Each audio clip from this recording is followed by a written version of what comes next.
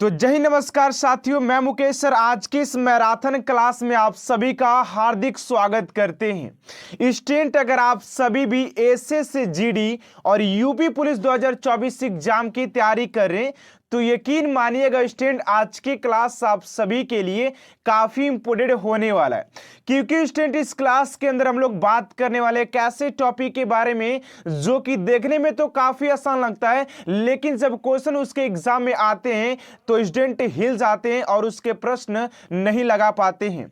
लेकिन स्टूडेंट, इस क्लास के अंदर आप सभी को सारे एकदम ट्रिक के साथ और कॉन्सेप्ट के साथ ये तीनों चैप्टर को दोस्तों क्लोज किया जाएगा, जिसमें कि आप सभी को मुहावरे, संज्ञा और संधि के सारे कॉन्सेप्ट और ट्रिक को फॉलो करके सारे क्वेश्चन को सॉल्व करवाने वाले हैं, जिसके अंदर आप सभी को टॉप 100 एमसीक्यू दोस्तों देखने को मिलेगा। ये क्लास आप सभी के लिए काफी इंपोर्टेंट इसलिए हो रहा है क्योंकि एक ही क्लास में आप सभी को सारे चीज यहां पर प्रोवाइड किया जा रहा है। एंड मैं स्टूडेंट आप सभी को गारंटी देता हूं कि अगर आप इस क्लास को एंड तक देखते हैं तो आप सभी को मुहावरे, संज्ञा और संधि से बनने वाले सभी प्रश्नों को आप लोग सोल्व कर पाएंगे। तो चलिए स्टूडेंट, आपके टाइम को वेस्ट न करते आज की इस क्लास को स्टार्ट करते हैं। जय हिंद, नमस्कार दोस्तों, मैं मुकेश आप सभी का स्वागत करते हैं स्टूडेंट आज के इस क्लास में। स्टूडेंट, अगर आप सभी भी एसएससी जीडी और यूपी पुलिस एग्जाम की तैयारी कर रहे हैं तो यकीन मानिएगा स्टूडेंट, आज की क्लास आप सभी के लिए काफ़ी इंपोर्टेंट होने वाला है। क्योंकि स्टूडेंट, इस क्लास के अंदर हम लोग बात करने वाले यूपी पुलिस और एसएससी जीडी यानी कि दोनों एग्जामों के लिए हिंदी के मुहावरे के क्वेश्चन के बारे में। एंड स्टूडेंट, यहाँ पर आप सभी के लिए मैं बता दे रहा हूँ कि इससे बाहर कुछ भी परीक्षा में नहीं पूछा जाएगा, क्योंकि यहाँ पर आप सभी के लिए 100+ इंपोर्टेंट क्वेश्चन को लिया गया है। एंड यहाँ पर आप सभी को ट्रिक के साथ साथ कॉन्सेप्ट भी मैं यहाँ पर बताने वाला हूँ कि आप लोगों को जो मुहावरे जो होते हैं उसको आखिर एक्चुअल में कैसे क्वेश्चन को लगाया जाता है। क्योंकि सारे लोग को यहाँ पर इस ट्रिक को पता नहीं होता है कि आखिर यार जो मुहावरे के जो प्रश्न होते हैं उनको कैसे लगाया जाता है। एंड ये जो सेक्शन होने वाला आप सभी का मुहावरे का, ये टॉपिक वाइज चैप्टर होने वाला है। और यहाँ पर एक ही नजर में स्टूडेंट हम लोग सब चीज को यानी कि यहाँ पर मुहावरे से बनने वाले उन सभी प्रश्नों का यहाँ पर कवर अप करने वाले, जहां से कि आपसे कि एग्जाम में प्रश्न पूछ सकता है।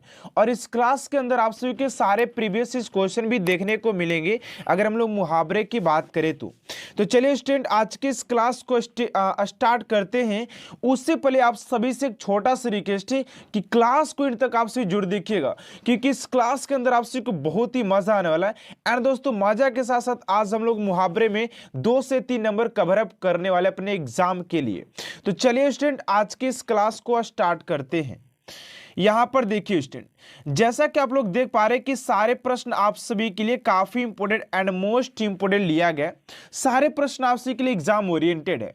एंड यहां पर आप सभी के लिए 100+ एमसीक्यू क्वेश्चन लिया गया जो कि सिर्फ मुहावरे पर ही आधारित है, यानी कि सारे प्रश्न आप सभी के मुहावरे के। तो चलिए स्टूडेंट, आज के इस पहले क्वेश्चन की ओर बात करते हैं।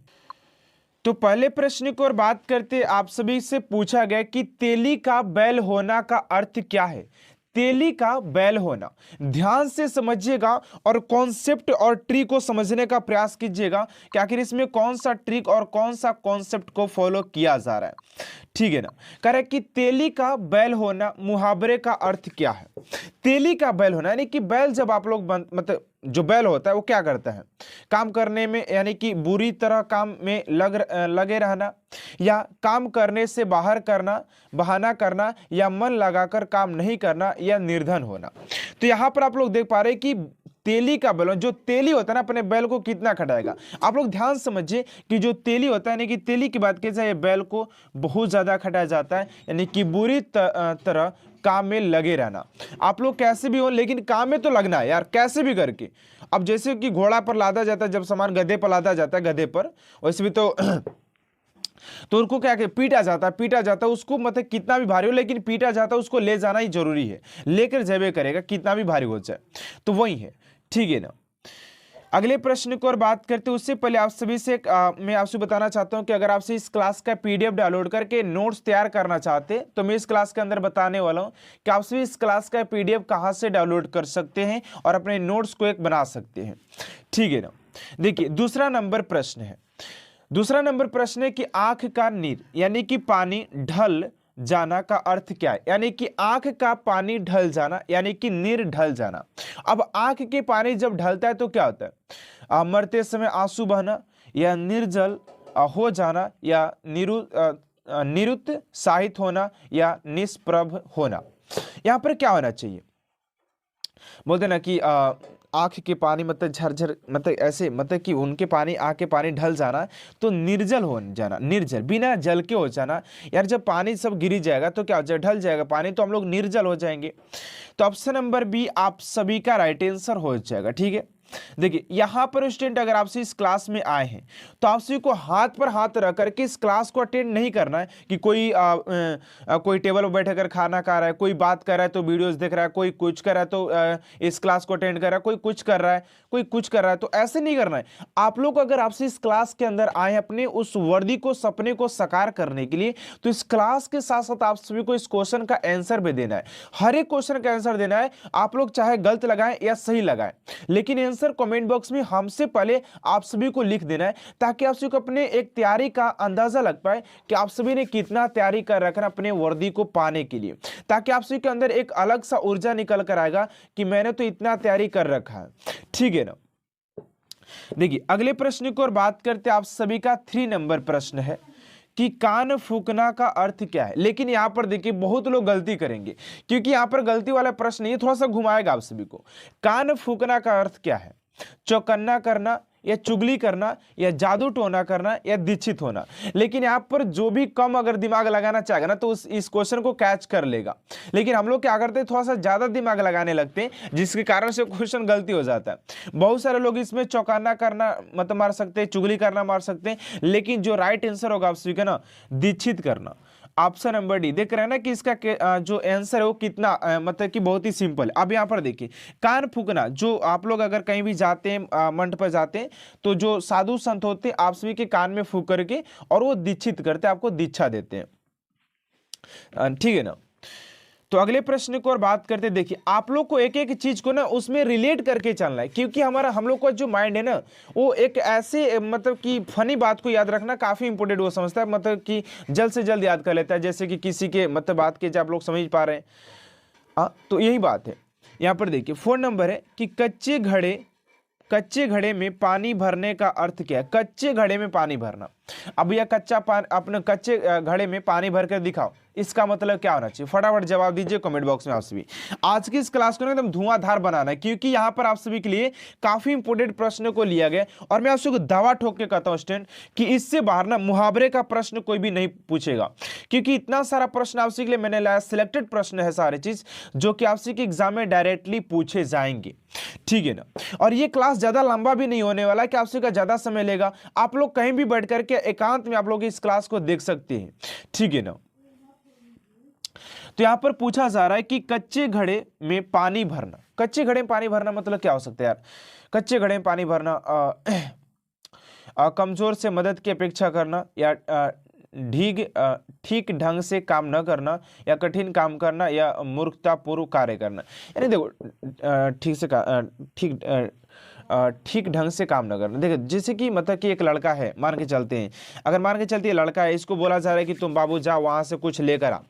अब ये कर रहा है ना कि इसका मन नहीं कर रहा, ये ढंग से काम ही नहीं कर रहा है। लेकिन अब हम लोग सोच रहे हैं कि ये कच्चा घड़ा, तो मान के चलते ये कच्चा घड़ा हो गया और इसमें हम लोग पानी भर रहे हैं, तो क्या ये कभी पानी को मतलब अपने अंदर रख पाएगा? जी नहीं रख पाएगा। तो अगर इसको रेस्पॉन्सिबिलिटी दिया जाए किसी लड़के को कोई काम करने के लिए, लेकिन उसमें वो काम करने का वो मतलब कि काम नहीं कर सकता, तो फिर वही बात हुआ ना, ठीक ढंग से काम न करना। Option number B.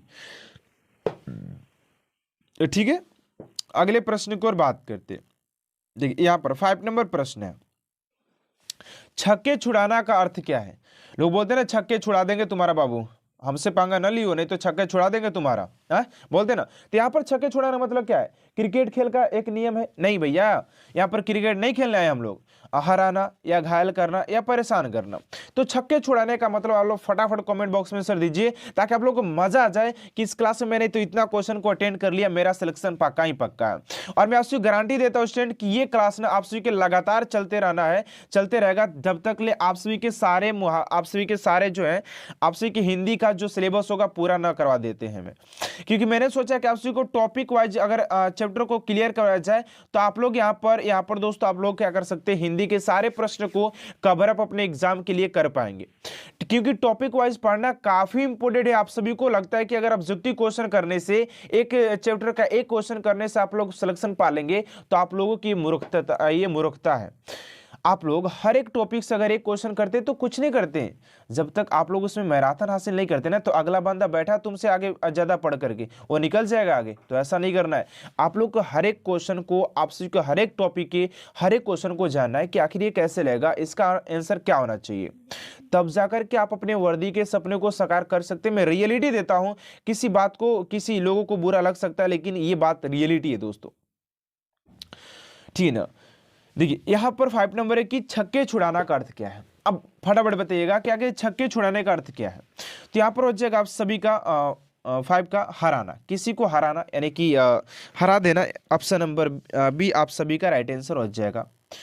एंड देखिए अगले प्रश्न को और बात करते हैं, आप सभी का 6 नंबर प्रश्न है कि चांदी का ऐनक लगाना का अर्थ क्या। भैया आप लोग को पता है कि चांदी का ऐनक कौन लगा सकता है समझ पा रहे हैं ना बात, जो मेकअप सॉरी मतलब कि जो महंगा महंगा चीजों को लगाता होगा वही ने चांदी का ऐनक लगाएगा जी। ऐनक लगाना क्या हो सकता है, घूस लेकर ही किसी काम करना, या खूब लाभ होना, या किसी न किसी प्रकार प्रतिष्ठा बनाए रखना, या बहुत अमीर होना।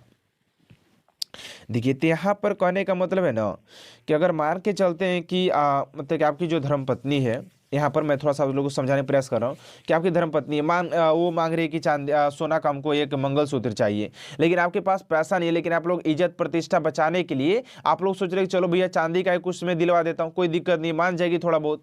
लेकिन वो तो कहाँ मानने वाली है, वो उनको तो सोना का हार चाहिए, लेकिन आप लोग सोच रहे हैं कि अपने इज्जत प्रतिष्ठा बचाने के लिए चलिए इनके चांदी को ही दिलवा देते हैं। तो यहाँ पर दोस्तों आपसी का ऑप्शन नंबर सी हो जाएगा कि किसी न किसी प्रकार प्रतिष्ठा बनाए रखना, यानी कि अपनी इज्जत प्रतिष्ठा बनाए रखना सोना के जगह पर चांदी दे करके, ठीक है ना। तो अगले प्रश्न को और बात करते हैं, आप सभी का देखिए 7 नंबर प्रश्न है कि दाम लगाना का अर्थ क्या है। दाम लगाना, किसी भी चीज का दाम लगाने का मुहावरे का अर्थ क्या हो जाएगा। फटाफट कमेंट बॉक्स में आंसर से भर जाना चाहिए आप सभी का, ठीक है ना।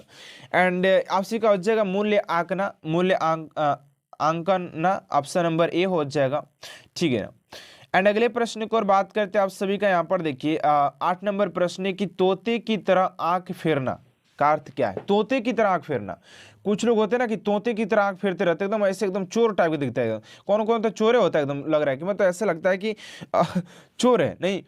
तो यहाँ पर कहा जा रहा है कि तोते की तरह, मतलब देखिए जैसे कि बात की जाए जैसे कि बात की जाए आपकी मतलब कि वो है आपकी मोहतरमा जी हैं, और वो मतलब कि नहीं, मतलब कि अगर कुछ समय अगर ना दिया जाए तो इधर उधर तोते की तरह नजर डालने लगती है कि आखिर दूसरा कौन मिले तो उसको झपट लिया जाए, ये तो छूट गया अब दूसरा को देख लेते कौन अगर मिल जाए। तो ये है यहाँ पर बात कि पुराने संबंधों को एकदम से भूल जाना, एकदम ऐसे भूल जाना ताकि लगे ही नहीं कि मैं कभी इससे मिला था। ऐसे होते आजकल के रिश्ते में आप लोग देख पा रहे थे। इसी से रिलेट करके आपसे भी चलना है, ये आपकी मोहतरमा होगी और यहाँ पर दूसरे जो है ना, ये मान के चलते आप हो गए यहाँ पर बार और झार पूरा कंघे उंगे लगा करके एकदम पाउडर वाउडर मार कर, अभी थोड़ा बहुत आए हैं चश्मा लगाकर, कोई दिक्कत वाली बात नहीं है। और यहाँ पर आपकी मोहतरमा जी बैग लटका कर आई हैं, लेकिन ये तोते की तरह इधर उधर झांक ताक कर रहे कि भाई ये तो अब बहुत दिन का हो गया, इससे तो थोड़ा सा मन पाक गया, देखते हैं थोड़ा सा दूसरा कोई ना। तो ये बात है कि पुराने रिश्तों को एकदम भुला देना, ऑप्शन नंबर ए हो जाएगा। अगला प्रश्न आप सभी का 9 नंबर, दिन को दिन और रात को रात न समझना का अर्थ क्या। अब भैया लो, अब ऐसा प्रश्न पूछ दे तो दिमागे खराब ना होगा जी। दिन को दिन और रात को रात न समझे, ऐसा कौन पागल व्यक्ति होगा जी कि दिन को दिन और रात को रात न समझे। तो इसका क्या कोई देखिए यहां पर कह रहा है कि दिन को दिन और रात को रात ना समझ। देखिए अगर ये दो व्यक्तियों में हो सकता है, या तो एक जो होता है बंदा जो अपने काम में मतलब कि एकदम जो अपने काम में एकदम निष्ठा पूर्वक लगा हुआ है, और जो दूसरा रात और बात करने में लगा, उसको नहीं पता चलेगा कि दिन है कि रात है और रात है कि दिन है। जो बात कर रहा है उसको भी ये पता नहीं चलता है कि दिन है कि रात है, और जो सबसे कड़ी मेहनत करने वाला होता है ना आपसे को, उसको भी नहीं पता चलता है क्या कि ये दिन है कि रात है। तो यहां पर ऑप्शन नंबर डी हो जाएगा, कोई बड़ा काम करते समय अपने सुख आराम का कुछ भी ध्यान न रखना। जी हाँ दोस्तों, ये बात सच्चाई है कि अगर आपसे अपने निष्ठा और प्रतिष्ठा के साथ, अगर निष्ठा और प्रतिष्ठा के साथ आप लोग अपने कड़ी मेहनत को किसी चीज को पाने के लिए अगर जुनून रखते हैं ना, तो आपसे को दिन और रात पता ही नहीं चलेगा कि आखिर आपका दिन कब निकल गया भैया, रात कब निकल गया और ये कब निकल गया, पता ही नहीं चलता है ना। ऑप्शन नंबर डी हो जाएगा। अगले प्रश्न को और बात करते हैं आप सभी का। यहां पर देखिएगा कि 10 नंबर प्रश्न क्या पूछा गया है कि पो 12 होना, पो 12 होना, इसका मतलब हो जाता है आप सभी का 10 का ऑप्शन नंबर हो जाएगा सी, यानी कि लाभ ही लाभ होना। ऑप्शन नंबर सी आप सभी का राइट आंसर हो जाएगा। चलिए फटाफट अगले प्रश्न की ओर बात करते हैं, और उससे पहले आप सभी से एक छोटा सा रिक्वेस्ट है कि अभी तक आपसे मेरे चैनल को सब्सक्राइब नहीं किए तो प्लीज स्टूडेंट चैनल को सब्सक्राइब कर साथ साथ बेल आइकन को प्रेस कर दीजिएगा, ताकि ऐसा मोस्ट इंपोर्टेंट क्लास स्टूडेंट आप तक सबसे जल्द पहुंचते रहे, ठीक है ना। क्योंकि आप सभी के लिए इतना मेहनत किया जाता है कि आप लोग अपने सपने को साकार कर सके, ठीक है ना। तो आप लोग को अभी फर्ज बनता है कि थोड़ा सा आप लोग थोड़ा सा हमारा हेल्प करें, ठीक है ना। देखिए 11 नंबर प्रश्न है कि मखमली जूते मारना। अब भैया ऐसा कौन बुर्बक कि मखमल का जूता पहन के किसी को मारना नहीं जाएगा, जूता टूट नहीं जाएगा जी। तो मखमली जूते मारना का अर्थ क्या है? मीठी बातों से लज्जित करना, व्यंग करना, या धनी व्यक्ति को प्रताड़ित करना, या अपमानित करना। तो 11 का हो जाएगा आप सभी का क्या होना चाहिए, सोचिए थोड़ा सा। मखमली का जूते मारना, देखिए जैसे कि ना मतलब वही बात हुआ बाबू सोना वाला, बाबू सोना और धनिया पुदीना वाला बात हुआ।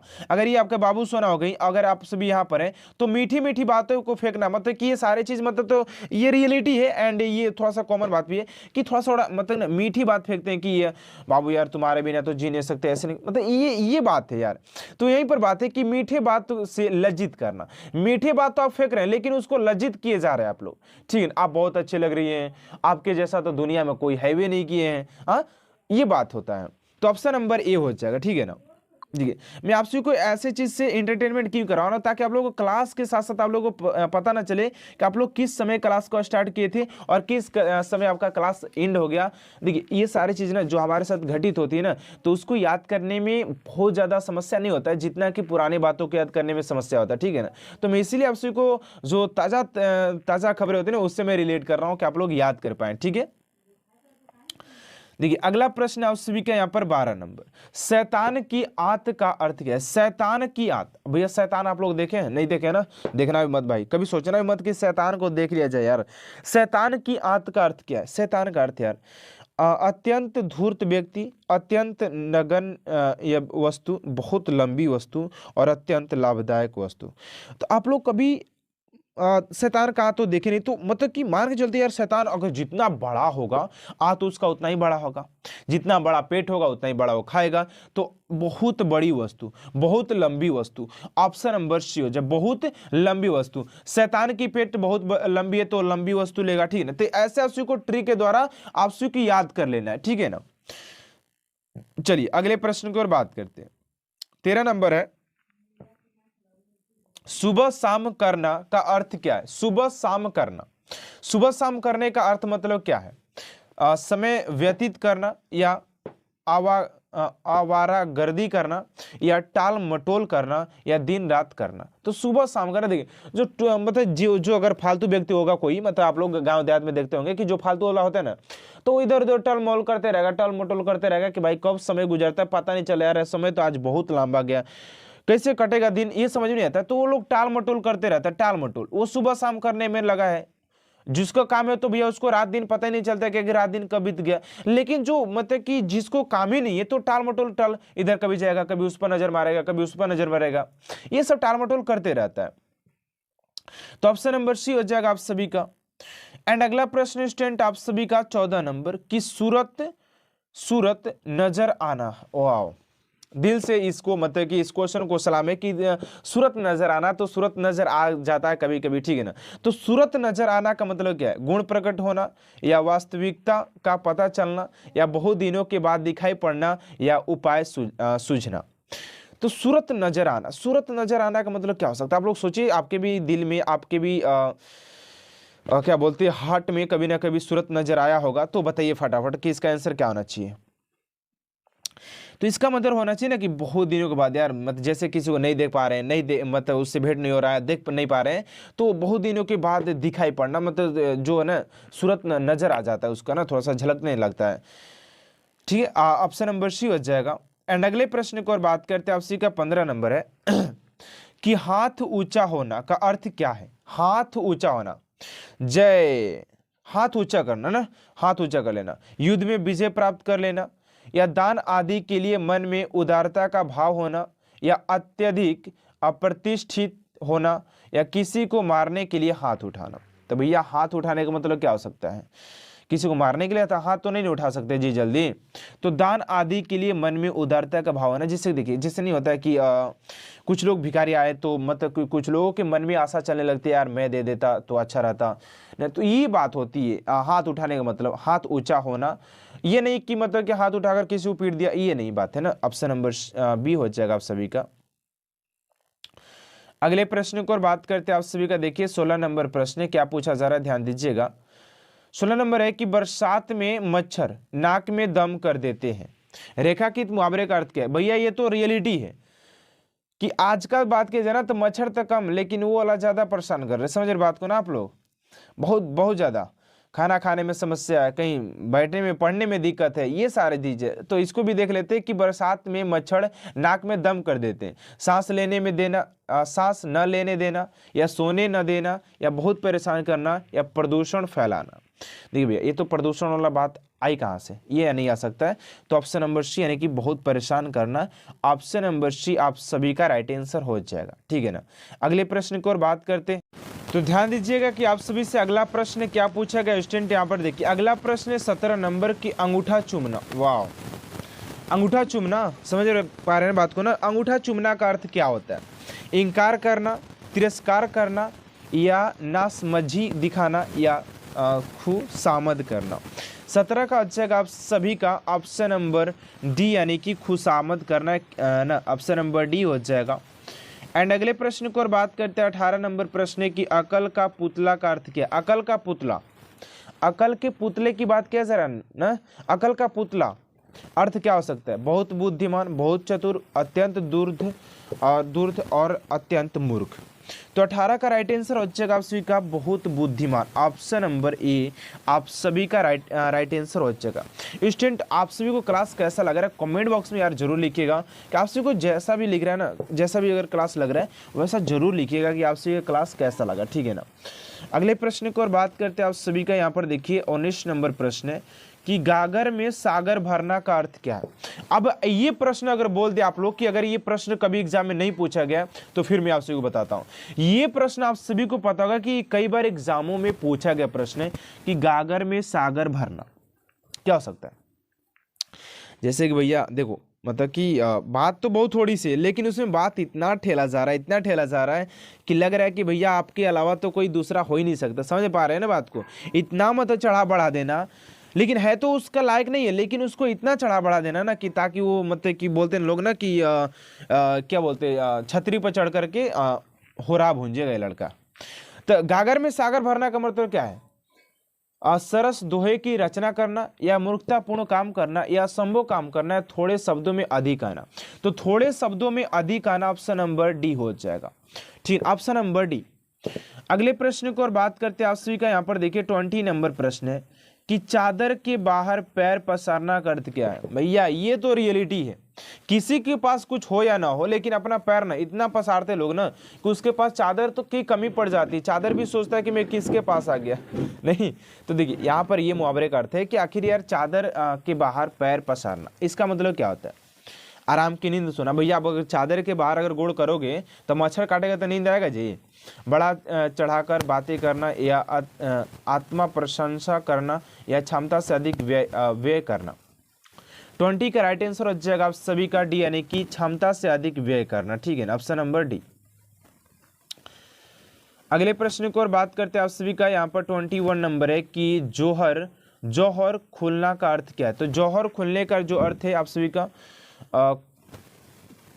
खुलना। ठीक है, 21 का हो जाएगा आप सभी का डी, यानी कि भेद का पता लगाना, यानी कि ऑप्शन नंबर डी हो जाएगा भेद का पता लगाना। अगले प्रश्न की ओर बात करते हैं आपसे 22 नंबर है कि दिल पक जाना। भैया अब समझ रहे बात को ना, आपका हार्ट पक गया। ये जो दिल होता है ना, दिल पक जाना, ये ऐसे होता है ना, थोड़ा सा मतलब देख लीजिएगा, ऐसे ही शायद हमको तो ऐसे ही बनाने आता है ना। तो यही है दिल पक जाना, अच्छा लगना, या प्रेम न होना, या अत्यंत पीड़ित होना, या कष्ट पहुँचना। क्या होना चाहिए फटाफट दीजिएगा कि किसी अगर दिल पक गया हो ना, वो जवाब दे दे फटाफट कि आखिर इस क्वेश्चन का राइट आंसर क्या होना चाहिए। तो 22 का हो जाएगा आप सभी का ऑप्शन नंबर डी, यानी कि कष्ट पहुंचना। यार इसमें जब ऐसे ऐसे तीर मारा जाता है ना, ऐसे जब तीर मारा जाएगा ना तो बहुत ही कष्ट पहुंचता है इसमें। ठीक है ना, तो ऑप्शन नंबर डी आप सभी का राइट आंसर हो जाएगा। ठीक है ना, अगले प्रश्न को और बात करते हैं स्टूडेंट आप सभी का। यहाँ पर 23 नंबर प्रश्न है कि 9 2 11 हो जाना। जब किसी के मतलब की बात करते कि अगर पिताजी बोले कि बेटा जो ये काम कर, तो 9 2 11 हो जाते हैं। पता नहीं मतलब 9 2 11 होने का मतलब क्या है, मिलकर कार्य करना। अरे भैया ये तो कौन मतलब ये तो कभी हो ही नहीं सकता, सपने में भी नहीं सोच सकते लोग। धोखे में पड़ना, निराश निशाना बन जाना, या रफू चक्कर होना। तो रफू चक्कर होना ना, ऑप्शन नंबर डी इसका आंसर। तो आई होप कि सबको पता होगा कि आखिर इसका आंसर क्या होना चाहिए ना। चलिए अगले प्रश्न को और बात करते हैं आपसे। देखिए 24 नंबर प्रश्न क्या है कि नाक पर सुपारी तोड़ना। अब भैया देखो, नाक पर कुछ लोग सुपारी तोड़ते हैं, ऐसा बात नहीं कि नाक पर आकर के वो सुपारी तोड़ रहे, रियलिटी वाली बात नहीं। इसको मुहावरे का अर्थ बताना यार, कि नाक पर सुपारी तोड़ना का अर्थ क्या हो सकता है। कुछ लोग होते हैं नाक चढ़ाए रखते हैं, ऐसे ऐसे दिन भर नाक चढ़ाए रखेंगे, किसी से कुछ बोलेंगे नहीं, किसी पर हमेशा गुस्सा रहते हैं ना। तो 24 का आ जाएगा ऑप्शन नंबर सी, बहुत ही परेशान होना, ऑप्शन नंबर सी। अगले प्रश्न को और बात करते हैं 25 नंबर है कि पेट में दाढ़ी होना। भैया ये क्या है, पेट में दाढ़ी होना। अब ये कौन सा क्वेश्चन है यार, ऐसे अगर क्वेश्चन पूछ दिया जाए तो लोग पेट में दाढ़ी खोजेंगे। आखिर भैया मेरे पेट में तो दाढ़ी है भी नहीं, क्या तो कैसे इसका मैं आंसर खोजूंगा, ऐसा ना करना ना। तो पेट में दाढ़ी खोजने का मतलब क्या है ना, यहाँ पर डी हो जाएगा, छोटी उम्र में ही बुद्धिमान होना। छोटी उम्र में ही बुद्धिमान होना, ठीक है ना, ऑप्शन नंबर डी। अब बुद्धिमानिता किसी और में नहीं, पढ़ाई में होना चाहिए। ठीक है ना, इस बात को ध्यान देना, नहीं तो लोग कहीं और ही बुद्धि लगाने लगते हैं कहने पर। देखिए 26 नंबर है कि पानी पीकर घर पूछना का अर्थ क्या। पानी पीकर घर पूछना। भैया देखो, अब मान के चलते हैं कि किसी हिते में गए हम लोग, अब पानी पी करके बोलेंगे कि भैया घर कौन सा है। आजकल के जमाने में तो भैया जूता ही बाजेगा, समझ लो। आप किसी घर में जाकर पानी पीकर घर मत पूछना, पहले पूछ लेना कि घर किसका है, तब पानी पीना, नहीं ना। तो 26 का क्या आंसर हो जाएगा आप सभी का। तो ऑप्शन नंबर हो जाए सी, यानी कि काम निकालने के बाद सोचना। हाँ बहुत बढ़िया बात है, काम निकालने के बाद सोचना। अगर किसी के अगर काम निकलवाना तो काम निकलवा ली और उसके बारे में बाद में सोचे, चलो भाई कभी तुम्हारा कर देंगे, कोई दिक्कत नहीं यार, मैं हूँ ना तुम्हारे साथ ही हूँ, ठीक है ना, ये बात होता है। देखिए अगला प्रश्न 27 नंबर कि आधा तीतर आधा बेटर बटेर का अर्थ क्या है। आधा तीतर आधा बटेर का अर्थ क्या है। मैं आपसे को मेरे दोस्तों शुरू से बताया कि इस क्वेश्चन इस क्लास के अंदर ना आपसे के हर एक टाइप के प्रश्न देखने को मिलेंगे जो कि आपसे के एग्जाम में लगातार एग्जाम में पूछे जाते हैं। देखिए यहाँ पर है 27 नंबर, तो राइट आंसर हो जाए 27 का ऑप्शन नंबर डी, यानी कि बेमेल तथा बेढंगा होना। बेमेल तथा बेढंगा होना। अगला प्रश्न है 28 नंबर की गुल्लर का फूल होना का अर्थ क्या है। इस पर स्टार मार के आप सभी लिख लीजिएगा कि गुल्लर का फूल होना। अब भैया गुल्लर का फूल तो वैसे भी किसी को नहीं दिखता है, उसको खुद पता नहीं होता है कि आखिर मैं कब उगने वाला हूँ, कब मैं निकलने वाला हूँ इसके अंदर से। तो यहाँ पर क्या होना चाहिए, कभी यहाँ पर कभी कभी दिखाई देना यार, कभी कभी, क्योंकि उसको खुद पता नहीं होता है कि मैं कब फूलने वाला हूँ, कब मुरझाने वाला हूँ। तो गुल्लर का फूल ऐसा होता है, ऑप्शन नंबर ए हो जाएगा। अगले प्रश्न की ओर बात करते हैं 29 नंबर है कि घाट घाट का पानी पीने का अर्थ क्या है। रियलिटी तो यही है यार, आजकल के अगर बात की जाए ना जनरेशन का, रियलिटी तो है कि घाट घाट के पानी पीते हैं। इस घाट का पानी नहीं अच्छा लगा ना तो उस घाट पर जाएंगे, उस घाट पर पानी नहीं अच्छा ना तो उस घाट पर, और जाते जाते ऐसे थक जाते हैं। तो घाट घाट का पानी पीने का मतलब क्या है, अधिक लोगों में मित्रता करना या बहुत बहुत अनुभवी होना। ऑप्शन नंबर ए हो जाएगा, क्योंकि अगर एक बार जिसका टूट जाता है ना, वो अनुभवी हो जाता है, अगली बार किसी घाट पर नहीं जाता है, शमशान घाट पर जाता है ना। देखिए अगले प्रश्न को और बात करते हैं आपसे। क्या देखिए यहाँ पर 30 नंबर प्रश्न है कि राहुल ने तो आग में घी डालने का निश्चय किया, रेखाकित मुहावरे का अर्थ क्या है। राहुल ने ऐसा सोच लिया कि भैया अगर आग इसमें लपट रहा है ना, आगे यहाँ पर जल रहा है, तो मैं इसमें घी डालूंगा ही डालूंगा। आखिर ये कहना क्या चाहता है, इसका मुहावरे का अर्थ दोस्तों क्या हो जाएगा। यज्ञ करना, यज्ञ करने राहुल बैठा है, या खुशी मना रहा है, या रोशनी करने जा रहा है, या उत्तेजित करना। तो लोग बोलते हैं ना, जब झगड़ा वगड़ा कहीं पर होता है गांव देहात में, तो लोग बोलते देख भाई आग में घी मन डालने तो बहुत खराब हो जी, असेक तो मूड खराब भइल बा, तो ऊपर से अगर आग में अगर घी डलबे तो देख और क्रोध बढ़ जी हमार, तो बहुत समस्या हो जी ना, ऐसे बोलते हैं ना। तो यहाँ पर हो जाएगा किसी का उत्तेजित करना, किसी को और क्रोधित करना। ऑप्शन नंबर डी आप सभी का राइट आंसर हो जाएगा। अगले प्रश्न को और बात करते हैं आपसे का देखिए 31 नंबर प्रश्न की अंधे की लाठी लकड़ी का अर्थ क्या। अंधे की लकड़ी, अब भैया अंधे की लकड़ी क्या है यार, मतलब अगर कोई व्यक्ति अगर अंधा है तो उसका लकड़ी क्या है, एकमात्र सहारा है। ऑप्शन नंबर सी आप सभी का राइट आंसर हो जाएगा। एंड अगले प्रश्न को और बात करते हैं 32 नंबर है कि अंडे का शहजादा का अर्थ क्या। अंडे का शहजादा का अर्थ क्या है। अंडे का शहजादा मतलब क्या हो सकता है। 31 का हो जाएगा, 32 का हो जाएगा आप सभी का डी, यानी कि अनुभवहीन व्यक्ति, जिसके पास कोई भी अनुभव ना होना, उसको कहते हैं अंडे का शहजादा का अर्थ होता है ऑप्शन नंबर डी, क्योंकि अंडा को खुद अपने पता नहीं होता ना। अगले प्रश्न को और बात करते हैं 33 नंबर की अकल का दुश्मन का अर्थ क्या है। अब ये भी बहुत बार एग्जाम में पूछेगा दोस्तों, ठीक है ना, कि अकल का दुश्मन, इसका मुहावरे का अर्थ क्या हो जाएगा। मित्र, शत्रु, या महापंडित, या महामूर्ख। तो महामूर्ख, अकल का दुश्मन महामूर्ख, ऑप्शन नंबर डी। अगले प्रश्न को और बात करते हैं, फटाफट चलेंगे थोड़ा सा, ठीक है ना। कह रहे कि आगा पीछा करना का अर्थ क्या। आगा पीछा करना, किसी के आगे पीछे करना, आगा पीछा करना। तो चिलकाना ऑप्शन नंबर सी हो जाएगा, ठीक है ना। 34 का ऑप्शन नंबर सी। अगले प्रश्न को और बात करते हैं 35 नंबर है कि आंखें बिछाना कर गया यार, कोई ना किसी की राह देखते देखते ना एकदम आंखें बिछा देते हैं, एकदम आंखें नम हो जाती हैं आंसुओं से, एकदम आंखें बिछा कर रख देते हैं। बोलते ना कि अगर तुम बोल दिया ना, अगर आपने बोल दिया ना तो मैं आपके लिए आंखें बिछा दूंगा, वो चाहे छोड़िए हटाइए। अब यहाँ पर ऑप्शन नंबर ए में कि प्रेम होना, झिड़की लेना, और प्रतीक्षा करना, या आदर संस्कार करना। तो 35 का हो जाएगा आप सभी का ऑप्शन नंबर हो जाए 35 का सी, यानी कि प्रतीक्षा करना, किसी का आंखें बिछाना यानी कि प्रतीक्षा करना। अगले प्रश्न को और बात करते हैं आपसे का 36 नंबर प्रश्न है कि आकाश से बातें का अर्थ क्या। आकाश से बातें का अर्थ क्या है। तो 37 का हो जाएगा आप सभी का बी, यानी कि बहुत ऊंचा होना। एंड अगले प्रश्न को और बात करते हैं आपसे का देखिए 30 यहाँ पर 7 नंबर है कि कांटा बोना का अर्थ क्या है। कांटा बोना, तो कांटा बोना का अर्थ हो जाएगा आप सभी का ऑप्शन नंबर बी, यानी कि हानि पहुंचाना, ऑप्शन नंबर बी। अगला प्रश्न से 38 नंबर की कमल तोड़ना का अर्थ क्या है। कमल तोड़ दिए भैया आपने, कमल तोड़कर कहाँ लेके जा रहे हैं आप। हाँ, तो कमल तोड़ने का अर्थ क्या होता है। कमल तोड़ने का अर्थ होता है आप सभी का बहुत सुंदर लिखना। कलम यार, कलम, कमल नहीं यार, सॉरी स्टूडेंट, यहाँ पर कलम तोड़ना। कलम तोड़ना मतलब खूब लिखना, ये भी हो सकता है, या बहुत सुंदर लिखना ना, ऑप्शन नंबर बी। अगला प्रश्न आपसे 39 नंबर की कौड़ी को न पूछना। फूटी कौड़ी के बारे में मतलब कौड़ी में न पूछना, किसी के कुछ बराबर न समझना, इसका अर्थ क्या हो जाएगा। तो 39 का हो जाएगा आप सभी का सी, यानी कि निकम्मा समझना ना। वही बोले ना कि किसी को कुछ भी न समझना, उसको मतलब कि कौड़ी बराबर समझना, कुछ भी ना समझना ना। अगला प्रश्न है कि गाल बजाना का अर्थ क्या होता है। गाल बजाना, कुछ लोग होते हैं ना कि मतलब कुछ लोग होते हैं होती हैं कि जो गाल बजाने के लिए सिर्फ जानती हैं, आता तो है कुछ नहीं और गाल बजाएंगे ऐसा कि भैया लगेगा कि ये तो MBBS किया हुआ है ना। तो 40 का जगह आप सभी का सी, यानी कि डिंग हाँकना, ऑप्शन नंबर डी, यानी कि डिंगे हाँकना हो जाएगा ना, एकदम लामा लामा फेंकना।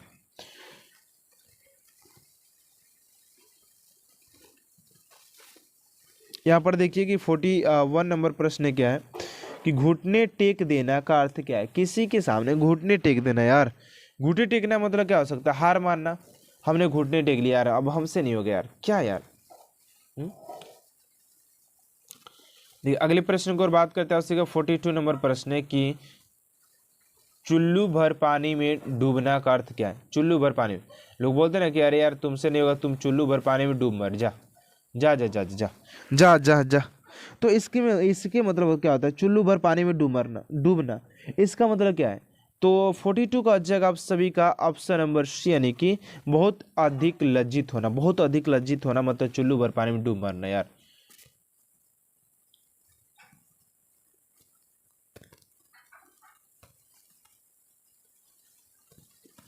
चेहरे की हवाइयां उड़ाना का अर्थ क्या होता है? 43 का हो जाएगा आप सभी का ऑप्शन नंबर बी, यानी कि घबरा जाना। ऑप्शन नंबर बी आप सभी का राइट आंसर हो जाएगा। एंड अगले प्रश्न को और बात करते हैं आपसे, देखिए 44 नंबर है कि ढन ढन गोपाल, ठन ठन, ठंडन गोपाल का मतलब क्या है? ठंडन गोपाल, भैया मैं तो ठंडन गोपाल हो गया, बाकी मैं खाली हूँ, तो पूरा खाली हूँ। तो ठंडन गोपाल का मतलब होता है कंगाल। ऑप्शन नंबर एक कंगाल होता है।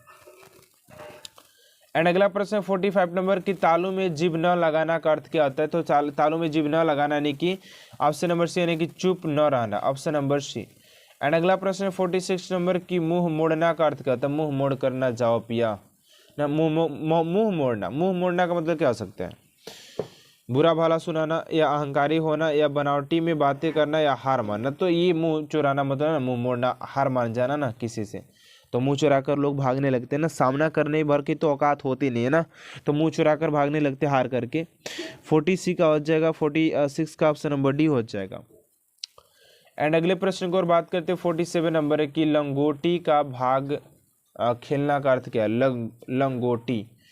तो 47 का हो जाएगा आप सभी का डी, यानी कि दरिद्रता में आनंद मनाना। एंड अगले प्रश्न को और बात करते हैं 48 नंबर है कि सीधे मुंह बात न करना का अर्थ क्या है? कुछ लोग होते हैं ना कि सीधे मुंह बातें नहीं करते, हम जब भी बोलेंगे ना एकदम टेढ़े बोलेंगे ना। तो 48 का जगह आप सभी का ऑप्शन नंबर हो जाएगा स्टैंड डी, यानी कि घमंड करना ना, अपने आप को घमंड करना। ऑप्शन नंबर डी हो जाएगा। एंड अगले प्रश्न को और बात करते 49 नंबर है कि अब सुनीता के हाथ पीले करने का समय आ गया है। रेखाकृत मुहावरे का अर्थ क्या है? तो अब जो है ना सुनीता के हाथ पीला करने का समय आ चुका है। तो 49 का हो जाएगा विवाह करने का। ऑप्शन नंबर बी आप सभी का राइट आंसर हो जाएगा 49 का। एंड अगला प्रश्न आपसे 50 नंबर की मेरा बेटा आशीष मेरे आंखों का तारा है। रेखाकृत मुहावरे का अर्थ क्या है? अब ये तो बहुत बार पूछा जाता था कि आंखों का तारा, बहुत प्यारा। यहाँ पर थोड़ा सा चेंज किया, लेकिन आंसर वो वही रहेगा उसी का, बहुत प्यारा प्रिय। ऑप्शन नंबर सी हो जाएगा। 50 का ऑप्शन नंबर सी आप सभी का राइट आंसर हो जाएगा, ठीक है ना। अगले प्रश्न को और बात करते हैं आपसे, देखिएगा कि 51 नंबर प्रश्न आप सभी से क्या पूछा गया है। कहा जा रहा है कि अवसरवादी व्यक्ति हमेशा अपना उल्लू सीधा करने का प्रयास करता है। रेखाकृत मुहावरे का अर्थ क्या है? तो उल्लू सीधा करना, अपना उल्लू सीधा करने का मतलब प्रयास करने का अर्थ क्या है? तो यहाँ पर हो जाएगा 51 का ऑप्शन नंबर बी, यानी कि स्वार्थ पूर्ति। Option number B. अगला प्रश्न है 42 नंबर की कपटी मित्र के लिए सही मुहावरा क्या है? कपटी मित्र आस्तीन का सांप, दांत की रोटी और दांत काटी रोटी, और अकल की दुम। और यहाँ पर क्या हो जाएगा यार? 42 का हो जाएगा आप सभी का 52 का ऑप्शन नंबर भी, यानी कि आस्तीन का सांप होना, यानी कि कपटी मित्र होना ना। ये बहुत बार एग्जाम पूछा गया और इसको हमने बचपन में रट चुका था, लग रहा है हम सभी को, ठीक है ना।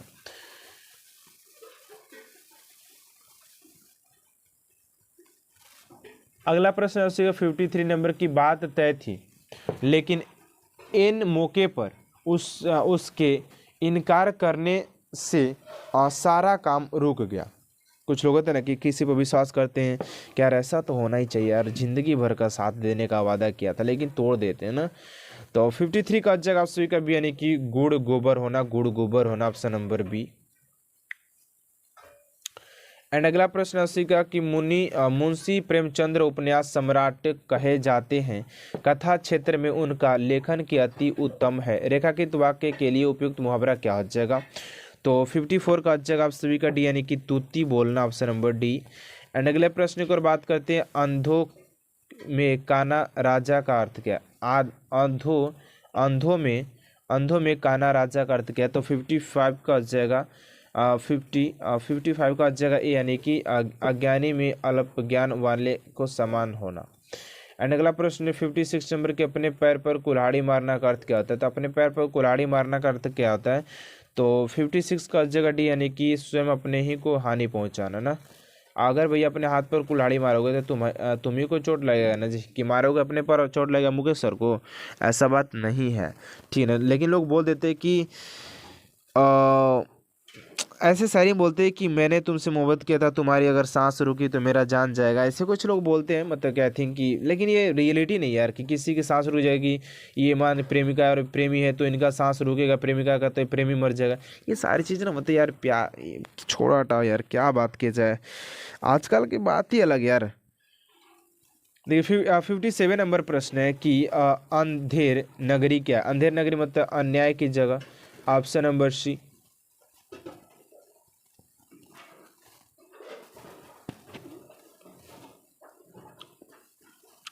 आग में घी डालना, किसी से क्रोध को भड़काना, हाँ किसी के क्रोध को भड़काना, option number D, option number C हो जाएगा। अगला ऑप्शन 59 नंबर के, आड़े समय पर काम आना का अर्थ क्या? आड़े समय पर, तो 59 का जगह आप सभी का 59 का ऑप्शन नंबर है यानी कि मुसीबत से सहायक होना। एंड अगला प्रश्न है कि ईमान बेचना का अर्थ क्या होता है? तो ईमान बेचना के अर्थ की बात करते हैं स्टूडेंट आपसे के, तो ईमान बेचना मतलब यार किसी के साथ मान के चलते हैं कि अपने कर्तव्य से हट जाना, ईमान बेच देना, अपने कर्तव्य से हट जाना, ऑप्शन नंबर डी। अगला प्रश्न है 61 नंबर की, काठ का उल्लू का अर्थ क्या? 61 का जगह निर्जीव, यानी कि अगले प्रश्न की ओर बात करते हैं, द्रौपदी का चीर का अर्थ क्या होता है? तो इसका होता है दोस्तों कभी समाप्त न होना। एंड अगले प्रश्न को और बात करते हैं उसी का 63 नंबर की, खून पानी होना का अर्थ क्या होता है? तो खून पानी होना यानी कि कोई असर न होना। एंड अगला प्रश्न 64 नंबर की, आंतड़ियों में बल पड़ना का अर्थ क्या होता है? तो ये हो जाएगा दोस्तों बहुत हंसना। अगला प्रश्न को उल्लू सीधा करना मतलब क्या है? तो अपना काम निकालना, ऑप्शन नंबर डी हो जाएगा। 65 का ऑप्शन नंबर डी। यानी अगला प्रश्न 66 नंबर की, माथा ठन कना का अर्थ क्या है? माथा ठनकना का अर्थ क्या आ जाता है? तो ये जगह आप सभी का डी यानी कि अनिश्चित से आकांक्षा होना, आशंका होना। एंड अगला प्रश्न है कि पापड़ बेलना का अर्थ क्या होता है? तो पापड़ बेलना का अर्थ की बात करते तो यह जाता है मुसीबत उठाना ना। अगले प्रश्न की बात करते हैं 68 नंबर है कि कान का कच्चा होना का अर्थ क्या होता है? तो कान के कच्चे होने का अर्थ की बात करें तो ऑप्शन नंबर है यानी कि कान सुनाना। एंड अगला प्रश्न है उसी का 69 नंबर के, 19-20 होना, इस 19-20 होना आप सभी का राइट आंसर हो जाएगा, ऑप्शन नंबर है कि बहुत कम अंतर होना, ठीक है ना। यहाँ पर देखिए 68 का जो राइट आंसर होना चाहिए आप सभी का ऑप्शन नंबर भी हो जाएगा। यहाँ पर थोड़ा सा आप लोग करेक्शन कर लीजिएगा जो कि हमसे गलती हो चुका, ठीक है ना। यहाँ पर जैसे कि राइट आंसर होना चाहिए ऑप्शन नंबर बी, सुनी बात पर विश्वास करना। एंड अगला प्रश्न आपसे कि 19-20 होना यानी कि बहुत कम अंतर होना। तो यहाँ पर स्टूडेंट हम सभी ने मुहावरे को खत्म कर लिया। एंड स्टूडेंट आप सभी देखें कि मुहावरे को हम सभी ने कैसे ट्रिक के साथ इस क्वेश्चन को सॉल्व किया है। तो उसके बाद दोस्तों हम लोग बात करेंगे संज्ञा के बारे में। अब देखेंगे दोस्तों यहीं पर इसी क्लास के अंदर कि संज्ञा से बनने वाले सभी प्रश्नों को इसमें हम लोग कवर करने वाले, जो कि आप सभी के लिए काफी इंपॉर्टेंट, ये भी क्लास उतना ही मजा के साथ करेंगे जो कि आप सभी ने मुहावरे को अटेंड किया है। तो चलिए स्टूडेंट अब हम लोग संज्ञा को पढ़ते हैं। पहले हम लोग बात करने वाले कि आखिर संज्ञा किसे कहते हैं, संज्ञा आखिर कितने प्रकार के होते हैं और कौन कौन से होते हैं। देखिए पहला जो है यहाँ पर पहला पॉइंट जो हम लोग कवर अप करने वाले कि संज्ञा किसे कहते हैं। तो यहाँ पर स्टूडेंट अगर हम लोग बात करते हैं कि संज्ञा किसे कहते हैं तो ध्यान से एक एक पॉइंट को आप समझिएगा कि आखिर कैसे क्या हो रहा है। देखिए संज्ञा की बात करते किसे कहते हैं तो किसी जाति द्रव्य गुण भाव व्यक्ति, स्थान और क्रिया आदि के नाम को संज्ञा कहते हैं। फिर से एक बार आप लोग को इस क्लास के अंदर मैं आप सबको याद करवा दूंगा। मैं इतना आप सबको गारंटी देता हूं कि आप सबको क्लास देखते देखते सारे चीज आप सबको याद हो जाएंगे और आपसे हमारे साथ साथ इसको देख यहाँ पर पढ़ते चलना है, पढ़ते हुए चलना है। ऐसे नहीं कि हाथ बांध करके हाथ पर हाथ रख करके पढ़ना है, इसको ऐसे नहीं करना है। देखिए कह रहा है किसी जाति, द्रव, गुण, भाव, व्यक्ति, स्थान और क्रिया आदि के नाम को संज्ञा कहते हैं। क्या कहते हैं? संज्ञा कहते हैं। अब इसके अगर हम लोग उदाहरण की बात करते, एग्जाम्पल की बात करते तो पशु, सुंदरता, व्यर्था और मोहन, दिल्ली। जैसे कि आप लोग यहां पर देख पा रहे कि ये मोहन हो गया, ये भी एक संज्ञा ही है। यहां पर देखिए एक व्यक्ति यहां पर जो है समूह है, ये भी एक संज्ञा है। यहां पर आपसे के द्रव दिखाई दे रहे, ये भी संज्ञा है। यहां पर देखिए आपसे के पहाड़ दिखाई दे रहे दोस्तों, ये भी संज्ञा है।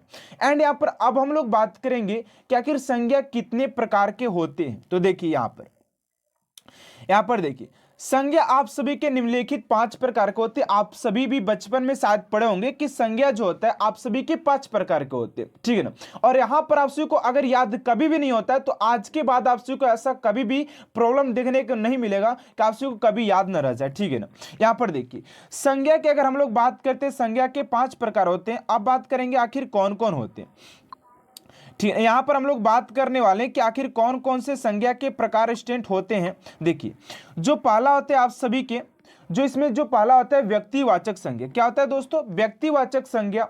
उसके बाद जातिवाचक संज्ञा। उसके बाद आप सभी क्या जाता है, आप कोई सी भी ले सकते, भाव, समूह और द्रव्यवाचक। पहला होता है व्यक्तिवाचक संज्ञा, दूसरा जातिवाचक संज्ञा, तीसरा भाववाचक संज्ञा और चौथा समूहवाचक संज्ञा और पांचवा द्रववाचक संज्ञा आ जाता है। अब इस चीज को हम लोग लाइन बाय लाइन इस पर उदाहरण के साथ बात करने वाले हैं कि आखिर यार व्यक्तिवाचक संज्ञा किसे कहते हैं, उसके उदाहरण क्या है और इस पर किस प्रकार के क्वेश्चन को लगाए जाएंगे। तो यहां पर देखिए अगर आप लोग क्वेश्चन यहां पर देखिए अगर आप लोग कॉन्सेप्ट को समझ लेते हैं ना तो आप लोग क्वेश्चन को आसानी तरीके से सॉल्व कर पाएंगे। अगर आप सिर्फ कॉन्सेप्ट को ही नहीं समझते तो आप लोग क्वेश्चन को नहीं लगा पाएंगे। तो ध्यान दीजिएगा कॉन्सेप्ट पर। सबसे पहले देखिए व्यक्तिवाचक संज्ञा की अगर हम लोग बात करते तो ये व्यक्तिवाचक संज्ञा क्या कहता है, ध्यान से समझिएगा। करे कि जिन शब्दों से किसी विशेष व्यक्ति, स्थान अथवा वस्तु के नाम का बोध हो उसे व्यक्तिवाचक संज्ञा कहते हैं। फिर से एक बार रिपीट कर रहे हैं आप सभी के सामने कि जिन शब्दों से किसी विशेष व्यक्ति, स्थान अथवा वस्तु के नाम का बोध हो उसे हम लोग व्यक्तिवाचक संज्ञा कहते हैं, ठीक है। उसे क्या कहते हैं स्टूडेंट? व्यक्तिवाचक संज्ञा कहते हैं। अब यहां पर देखिए जैसे एग्जाम्पल के तौर पर व्यक्तियों के नाम, नदियों के नाम, देशों का नाम, पुस्तकों का नाम और पर्वतों का नाम। यहां पर आप लोग देख पा रहे हैं कि जैसे व्यक्तियों के नाम में मोहन आ गया, राकेश, विकेश, कुछ भी आ सकता है आप सभी के सामने, तो क्या हो जाएंगे? व्यक्तिवाचक संज्ञा हो जाएंगे।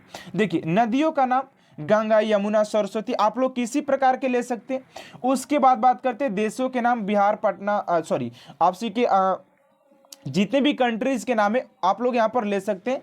पुस्तक का नाम आप लोग ले सकते हैं, पहाड़ों के नाम ले सकते हैं। वो सारी चीज क्या है? व्यक्तिवाचक संज्ञा है।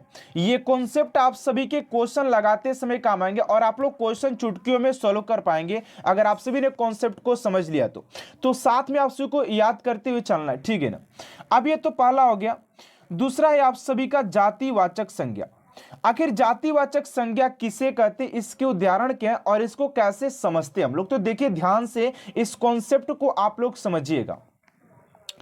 अगर हम लोग बात करते हैं स्टूडेंट जातिवाचक संज्ञा के, तो जातिवाचक यहां पर देखिए पहले अगर इसको पढ़ते तो हम लोग को नजर में आता है, दिमाग में चलने लगता है कि जाति, यानी कि जातिवाचक संज्ञा में किसी ना किसी जाति के बारे में बात किया जा रहा है। क्या किया जा रहा है स्टूडेंट? आप सभी के किसी ना किसी जाति की बात किया जा रहा है। वो चाहे जाति आप सभी के किसी का भी जाति हो सकता है। आप सभी ले लीजिए मनुष्य के जाति हो गया या आप बात करें पशु का जाति हो गया, तो किसी भी जाति के बारे में वो क्या करता है? बात करता है। उसे हम लोग जातिवाचक संज्ञा कहते हैं। कन्फर्म हो गया। अब देखिए इसके थोड़ा सा हम लोग डिफिनेशन को देख लेते हैं कि आखिर इसका डिफिनेशन क्या है। ध्यान से देखिएगा।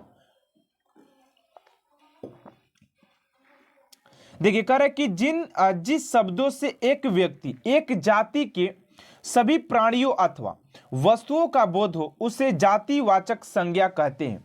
यहां पर कहने का मतलब क्या, यहां पर देखिए रटना नहीं, हम लोग को समझना है कि आखिर ये कहना क्या चाहता है। रट करके आप सभी कभी भी याद नहीं कर सकते, ठीक है, तो समझिए बात को, ये कहना क्या चाहता है। कह रहे कि एक जाति, कोई एक जाति हो, जैसे कि मैं अगर लड़का ले रहा हूं यहां पर एग्जाम्पल के तौर पर, पता लड़का एक जाति हो गया, और जाति में उस सभी लड़कों को बोध करा रहा है, सभी प्राणियों को बोध करा रहा है, सभी जातियों को, सभी लड़कों को बोध करा रहा है, तो ये जातिवाचक संज्ञा हो जाएगा। वस्तु की बात करें, किसी भी वस्तु को आप सभी ले सकते हैं।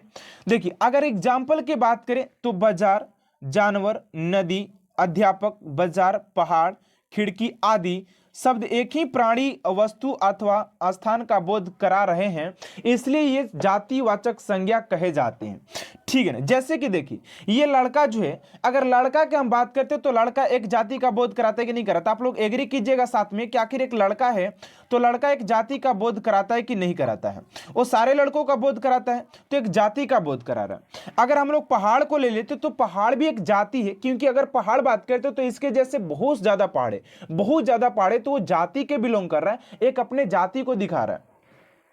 नदी की बात करते तो ऐसा तो बात नहीं है ना कि नदी जो है एक ही है, अब इसके जैसा कोई नदी नहीं है तो इसके जैसा नदी है, तो ये जातिवाचक संज्ञा ही हो जाएगा। उसके बाद बात करते हैं दोस्तों बाजार। बाजार तो एक नहीं होता ना, आपके बाजार हजारों बाजार है कि करोड़ों बाजार है, ठीक है ना, तो ये क्या हो जाएगा, आप सभी के जातिवाचक हो जाएंगे। आई होप आप सभी को जातिवाचक संज्ञा भी समझ में आ गया होगा। तो चलिए अगला देखते हैं, आप सभी का यहां पर दिया हुआ है समूहवाचक संज्ञा। देखिए मैंने सोचा कि आप सभी के अगर आप सभी अगर दिल से तैयारी करना चाहते हैं तो आप सभी एक टॉपिक से 1 से 2 प्रश्न करके कुछ नहीं कर सकते, क्योंकि अगला जो बंदा आप सभी के बैठा हुआ है वो हर एक पार्ट को मैराथन हासिल करके बैठा है, तो आप सभी को मैराथन हासिल करना ही पड़ेगा किसी भी टॉपिक में बात किया जाए तो, ठीक है ना। और आप क्या कर सकते हैं, अगर आप एक संज्ञा के अगर 1-2 प्रश्न लगा लेते हैं तो आप इसमें क्वालिफाई नहीं कर सकते, कभी भी नहीं कर सकते, क्योंकि वो कैसा प्रश्न पूछेगा, किस आप सभी के यहाँ पर किस मेथड से पूछेगा आप सभी को पता नहीं है। तो आप लोग को सबसे पहले कॉन्सेप्ट समझना होगा कि आखिर इसका कॉन्सेप्ट होता है क्या, ठीक है ना। देखिए अगला जो है आप सभी का समूहवाचक संज्ञा। अब बात करते हैं स्टूडेंट यहाँ पर कि समूहवाचक संज्ञा आखिर होता है क्या है, ठीक है। समूहवाचक संज्ञा आखिर होता है क्या, इसके ऊपर हम लोग क्या करते हैं, थोड़ा सा चर्चा करते हैं। देखिए समूह, अगर जैसे हम लोग नाम लेते हैं समूह का तो माइंड में चलने लगता है कि ऐसा स्थान होना चाहिए जहां पर कि समूह हो।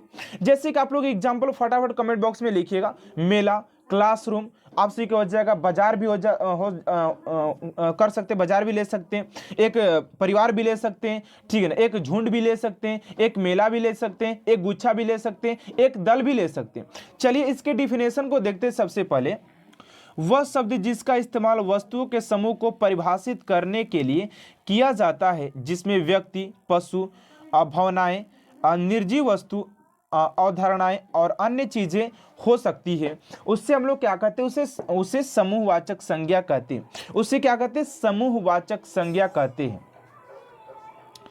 यहां पर आप लोग एग्जाम्पल देख सकते हैं कि भीड़, मेला, कक्षा, परिवार, झुंड और खजीरा, सेना और दल और गुच्छा, ये सारे जो आप सभी के यहाँ पर एग्जाम्पल देख रहे हैं स्टूडेंट, ये सारे एग्जाम्पल आप सभी के समूह को डिपेंड करता है, समूह को डिनोट करता है, ठीक है ना। चलिए अगले प्रश्न को यहां पर देखिए। अगला जो आप सभी का द्रव्यवाचक सर्वनाम। अब बात करते हैं कि आखिर यार द्रव्यवाचक सर्वनाम किसे कहते हैं, इसको अंदर से गहराई से पढ़ते हैं कि द्रव्यवाचक सर्वनाम किसे कहते हैं। देखिए अगर द्रव्य की बात आता है तो आप सभी के माइंड में चलने लगता है कि द्रव्यवाचक सर्वनाम किसे कह सकते हैं, तो उसी के माइंड रिकवरी कर रहा होगा कि द्रव्य ऐसा चीज जिसे नाप तौल किया जा सके, जिसे नापा भी जा सकते हैं और उसे तौला भी जा सकता है, उसे हम लोग द्रव्यवाचक सर्वनाम कहेंगे।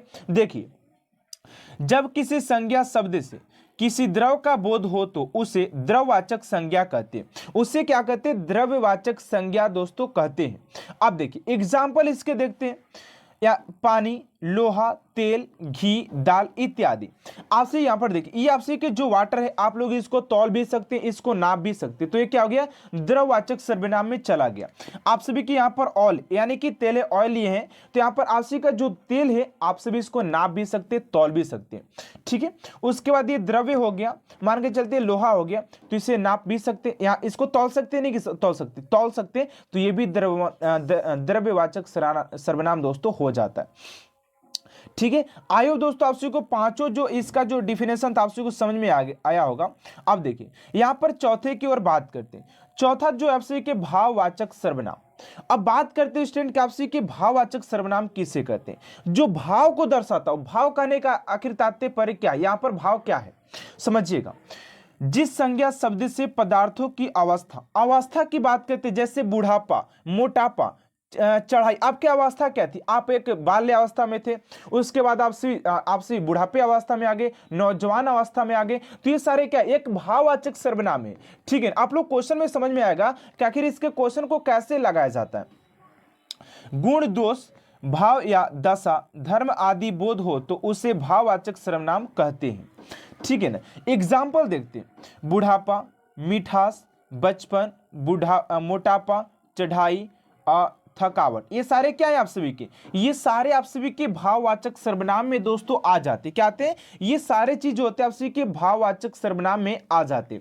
तो आइए दोस्तों, आप सभी को पांचों जो डिफिनेशन था आप सभी के व्यक्तिवाचक, जातिवाचक, समूहवाचक, द्रव्यवाचक और भाववाचक, ये पांचों आप सभी को अगर क्लियर हो गए हैं तो अब चलते हम लोग क्वेश्चन की ओर कि आखिर क्वेश्चन इसके कैसे हम लोग लगा सकते हैं, ठीक है ना।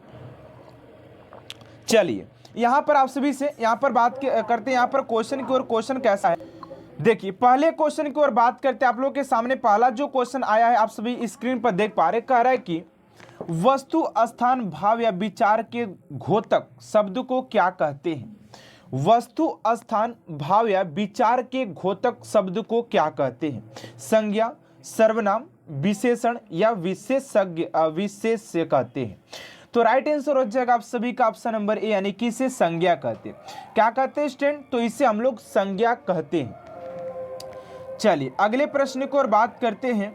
उससे पहले आप सभी से एक छोटा सा रिक्वेस्ट है कि अभी तक आपसे मेरे चैनल को सब्सक्राइब नहीं किए तो प्लीज स्टूडेंट चैनल को सब्सक्राइब कर साथ साथ बेल आइकन को प्रेस कर दीजिएगा, ताकि ऐसा मोस्ट इंपोर्टेंट क्लास स्टूडेंट आप तक सबसे जल्द पहुंचते रहे, ठीक है ना।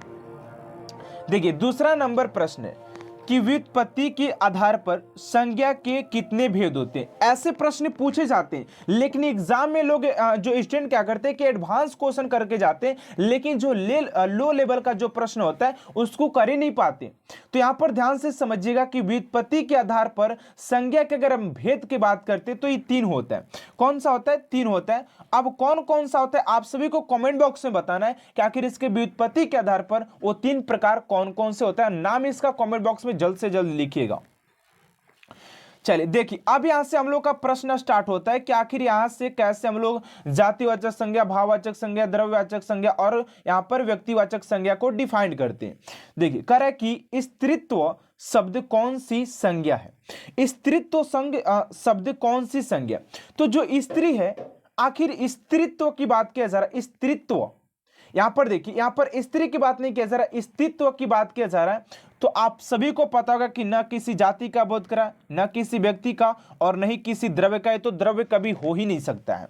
न कि स्त्रीत्व को नहीं तौल सकते, नहीं नाप सकते। तो ऑप्शन नंबर सी आप सभी का राइट आंसर हो जाएगा। ये भाववाचक सर्वनाम हो जाता है, सॉरी संज्ञा हो जाता है। चलिए अगला प्रश्न आप सभी का 4 नंबर पूछा गया। अगर आप सभी ने अगर कॉन्सेप्ट को अच्छे तरीके से स्टूडेंट समझ लेना तो आपसे हमसे पहले आपसे कमेंट बॉक्स में लिखना है कि आखिर ये 4 का आंसर ए हो जाएगा या बी हो जाएगा, सी हो जाएगा, 5 का आंसर ये हो जाएगा, ये हो जाएगा। आप सभी को हमसे पहले आप सभी को कमेंट बॉक्स में लिख करके कमेंट बॉक्स को भर देना है, ठीक है ना। देखिए यहां पर 4 नंबर है कि बुढ़ापा भी एक प्रकार का अभिशाप है। इस वाक्य में रंगीन छपे शब्द की संज्ञा बताइए। बुढ़ापा, जो बुढ़ापा है वो क्या है? जातिवाचक, व्यक्तिवाचक, भाववाचक या इनमें से कोई नहीं। तो आप सभी को मैंने अभी एग्जाम्पल में बताया था कि जो बुढ़ापा हो गया, बचपना हो गया, मिठास हो गया, आपसी के सारे चीज जो है आपसी के भाववाचक संज्ञा में आ जाते हैं। क्या तो स्टूडेंट आपसी के भाववाचक संज्ञा में ये आ जाते हैं। तो ऑप्शन नंबर सी आप सभी का राइट आंसर हो जाएगा।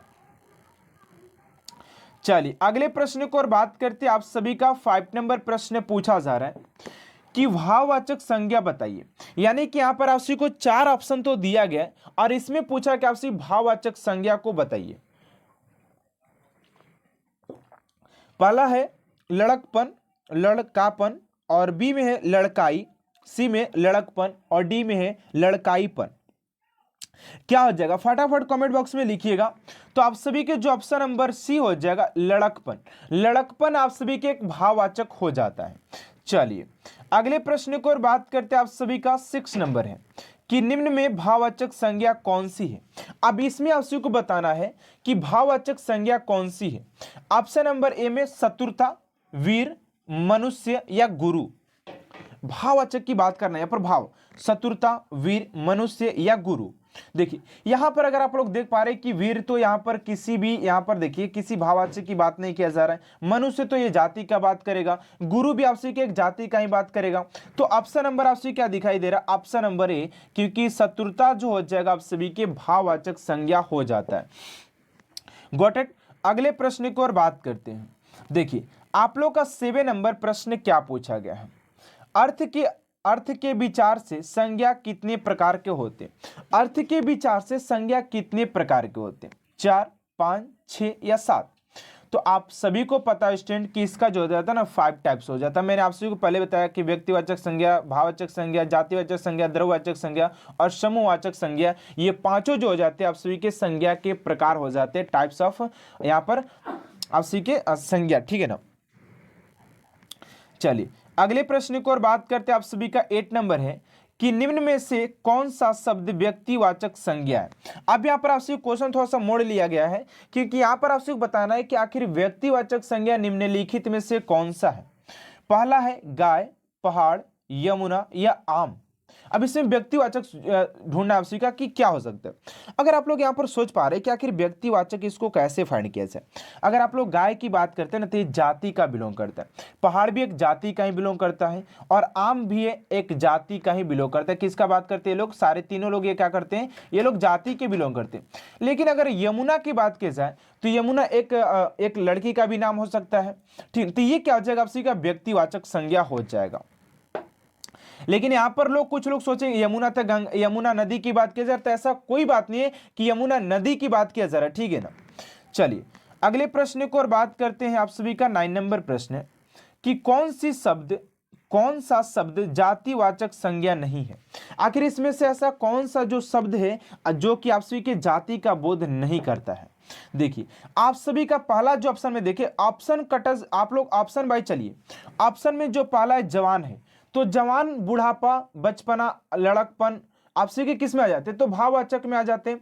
बालक आप सभी के किस में आ जाएगा? ये भी भाववाचक में आ जाएगा। सुंदरता, मनुष्य की बात करें तो ये जातिवाचक में हो जाता है, लेकिन जातिवाचक नहीं पूछा गया ना। संज्ञा जातिवाचक नहीं है, तो यहाँ पर देखिए सारे जातिवाचक में है, सारी ये क्या जातिवाचक में है, लेकिन सुंदरता जो आप सभी के जातिवाचक नहीं है। सुंदरता जो आप सभी के जातिवाचक नहीं हो जाएगा। तो ऑप्शन नंबर सी। देखिए अगले प्रश्न को और बात करते हैं। आप सभी का 10 नंबर प्रश्न पूछा जा रहा है, कह रहा है कि कौन सा शब्द भाववाचक संज्ञा नहीं है। इनमें से कौन सा ऐसा शब्द है स्टूडेंट आप सभी का जो कि भाववाचक संज्ञा नहीं है ना। यहां पर पूछा गया भाववाचक संज्ञा मिठाई, चतुराई, लड़ाई और उतराई। देखिए यहां पर 10 का आंसर क्या होना चाहिए? भाववाचक संज्ञा नहीं है, नहीं की बात किया जा रहा है यार यहां पर। तो यहां पर मिठाई जो है मिठास है ना, तो यहां पर देखिए ऑप्शन नंबर ए हो जाएगा जो कि भाववाचक संज्ञा नहीं है। बाकी आप सभी के हैं। ठीक है ना। अगर यहां पर आपसे कि मिठास दिया होता ना तो ये भाववाचक में ही चला जाता, लेकिन मिठाई की बात किया जा रहा है। यहां पर ध्यान दीजिएगा आप सभी। चलिए अगले प्रश्न को और बात करते हैं। 11 नंबर प्रश्न है और आप सभी के लिए स्टूडेंट इस क्लास के अंदर 50 टॉप इंपोर्टेंट क्वेश्चन लिया गया, ठीक है ना। देखिए कह रहा है कि जातिवाचक संज्ञा बताइए, इसमें से जातिवाचक संज्ञा बताना है कि आखिर जातिवाचक संज्ञा कौन सा है, लड़का, सेना, श्याम या दुख। 11 का हो जाएगा आप सभी का ए यानी कि लड़का हो जाएगा, क्या हो जाएगा, लड़का हो जाएगा। अगर सेना की बात करें तो ये आप सभी के क्या हो जाएगा, ये आप सभी के जातिवाचक को बिलोंग कर रहा है। और यहाँ पर बात करें, सॉरी यहाँ पर जातिवाचक नहीं, उसके बाद समूहवाचक, समूह को डिनोट कर रहा है। अगर श्याम को बात करते हैं तो आप सभी के किसकी बात किया जा रहा है, व्यक्तिवाचक की बात किया जा रहा है। अगर हम दुख की बात करते हैं तो ये भाववाचक को बिलोंग करता है, ठीक है, क्योंकि भावनाएं है ना जी, दुख, सुख, यहाँ पर लव, प्रेम, ये सारी चीज क्या है, भावना है। चलिए 12 नंबर प्रश्न है कि इनमें से गुणवाचक विशेषण कौन सा है, गुणवाचक। अब गुण की बात किया जा रहा है, गुण इसमें देखना है कि निम्न में से इनमें से गुणवाचक विशेषण कौन सा है। तो 12 का हो जाएगा आप सभी का बी यानी कि नया। नया जो एक किसी का गुण है कि ये जो यहां पर देखिए ये कुर्सी नई है, तो कुर्सी नहीं है लेकिन इसके गुण क्या है, तो इसका गुण है कि नया है। कपड़ा नई है तो कपड़ा की बात करें जाए लेकिन इसका गुण क्या है कि नया है। फोन नया है तो नया जो है इसका गुण हो जाएगा। लड़का लड़कियां कैसी होते हैं ना, लेकिन यहां पर देखा जाता है कि लड़का पढ़ा लिखा कितना, उसका गुण क्या है, ये सारी चीज देखा जाता है ना। चलिए यहां पर देखिए आप सभी के 13 नंबर प्रश्न है कि निम्न में से कौन सा शब्द विशेषण है। अब विशेषण बताना है कि इसमें से कौन सा जो शब्द है आप सभी के विशेषण को डिनोट कर रहा है। राइट आंसर हो जाएगा 13 का ऑप्शन नंबर सी यानी कि निपट हो जाएगा ऑप्शन नंबर सी। चलिए अगले प्रश्न को और बात करते हैं। 14 नंबर है कि निम्न में से कौन सा शब्द विशेषण है। इसमें से कौन सा जो शब्द है स्टूडेंट आप सभी के विशेषण है। सौंदर्य की बात करते हैं, बेकारी और वृक्ष की बात करते तो वृक्ष तो आप सभी के जाति में चला जाएगा। बेकारी की बात करें और सौंदर्य की बात करें तो सौंदर्य भी आप सभी के लगभग में यहाँ पर भाववाचक में चला जाएगा। लेकिन यहाँ पर देखिए जो फुफेरा है, फुफेरा आप सभी के एक विशेषण हो जाएगा, विशेषण ऑप्शन नंबर डी। देखिए अगले प्रश्न को और बात करते हैं। 15 नंबर है कि किस वाक्य में अच्छा शब्द का प्रयोग विशेषण के रूप में हुआ है। किस वाक्य में अच्छा शब्द का प्रयोग विशेषण रूप में हुआ है। तो 15 का हो जाएगा आप सभी का बी यानी कि यह स्थान बहुत अच्छा है, यह स्थान बहुत ही अच्छा, ऑप्शन नंबर बी। फटाफट थोड़ा सा चलेंगे क्योंकि क्लास ज्यादा लंबा होने वाला है। 16 नंबर की गाय कौन सी संज्ञा। तो गाय की आप सभी बता सकते हैं कि गाय एक जातिवाचक संज्ञा, क्योंकि गाय जो एक जाति की बिलोंग कर रही है। अगला है कि जब एक ही प्रकार की वस्तुओं अथवा व्यक्तियों का बोध हो उसे क्या कहते हैं। तो संज्ञा एक ही प्रकार की बात किया जा रहा है तो उसे हम लोग कहते हैं आप सभी के जातिवाचक संज्ञा कहते हैं, ऑप्शन नंबर बी हो जाएगा। अगला है कि निम्न में से कौन सा शब्द द्रव्यवाचक संज्ञा है। अब यहाँ पर थोड़ा सा बात करें कि द्रव्य में कौन सा है। तो द्रव्य में दूध ही आप सभी को एक दिखाई दे रहा होगा, ऑप्शन नंबर सी हो जाएगा, ठीक है ना। 18 का सी, ऑप्शन नंबर सी। अगले प्रश्न को और बात करते हैं। यहाँ पर देखिए 19 नंबर प्रश्न नहीं लिया गया क्या, चलिए यहाँ पर मिस प्रिंट हो चुका है, कोई बात नहीं। यहाँ पर 20 नंबर प्रश्न को और बात करते हैं। देखिए 20 नंबर प्रश्न क्या पूछा गया है, निम्न में से कौन विशेषण में संज्ञा की पहचान करें। यहाँ पर विशेषण संज्ञा की पहचान करना है, असमानी, नियमित या अनुशासन, और इनमें से कोई नहीं। तो यहाँ पर 20 का जो राइट आंसर हो जाएगा आप सभी का ऑप्शन नंबर डी यानी कि अनुशासन, ऑप्शन नंबर सी आप सभी का राइट आंसर हो जाएगा। चलिए अगला प्रश्न आप सभी का कि नीचे दिए गए शब्दों में भाववाचक संज्ञा की पहचान करना है। यानी किसे करना है कि आप सभी को भाववाचक संज्ञा का पहचान करना है कि इसमें से भाववाचक कौन सा है। दिल्ली आप सभी के नहीं होगा, लड़का नहीं होगा, मोहन नहीं होगा, तो बीमारी, बीमारी आप सभी के भाव हो जाएगा, ठीक, ऑप्शन नंबर डी आप सभी का राइट आंसर हो जाएगा। चलिए अगला प्रश्न 22 नंबर की पशु चर रहे हैं, इस वाक्य में पशु कौन सा संज्ञा। तो पशु यार एक जाति का बिलोंग करता है ना, तो ऑप्शन नंबर बी हो जाएगा जातिवाचक, ऑप्शन नंबर बी आप सभी का जातिवाचक हो जाएगा। चलिए अगले प्रश्न को और बात करते हैं। 23 नंबर है कि राज्यपाल कौन सा संज्ञा है।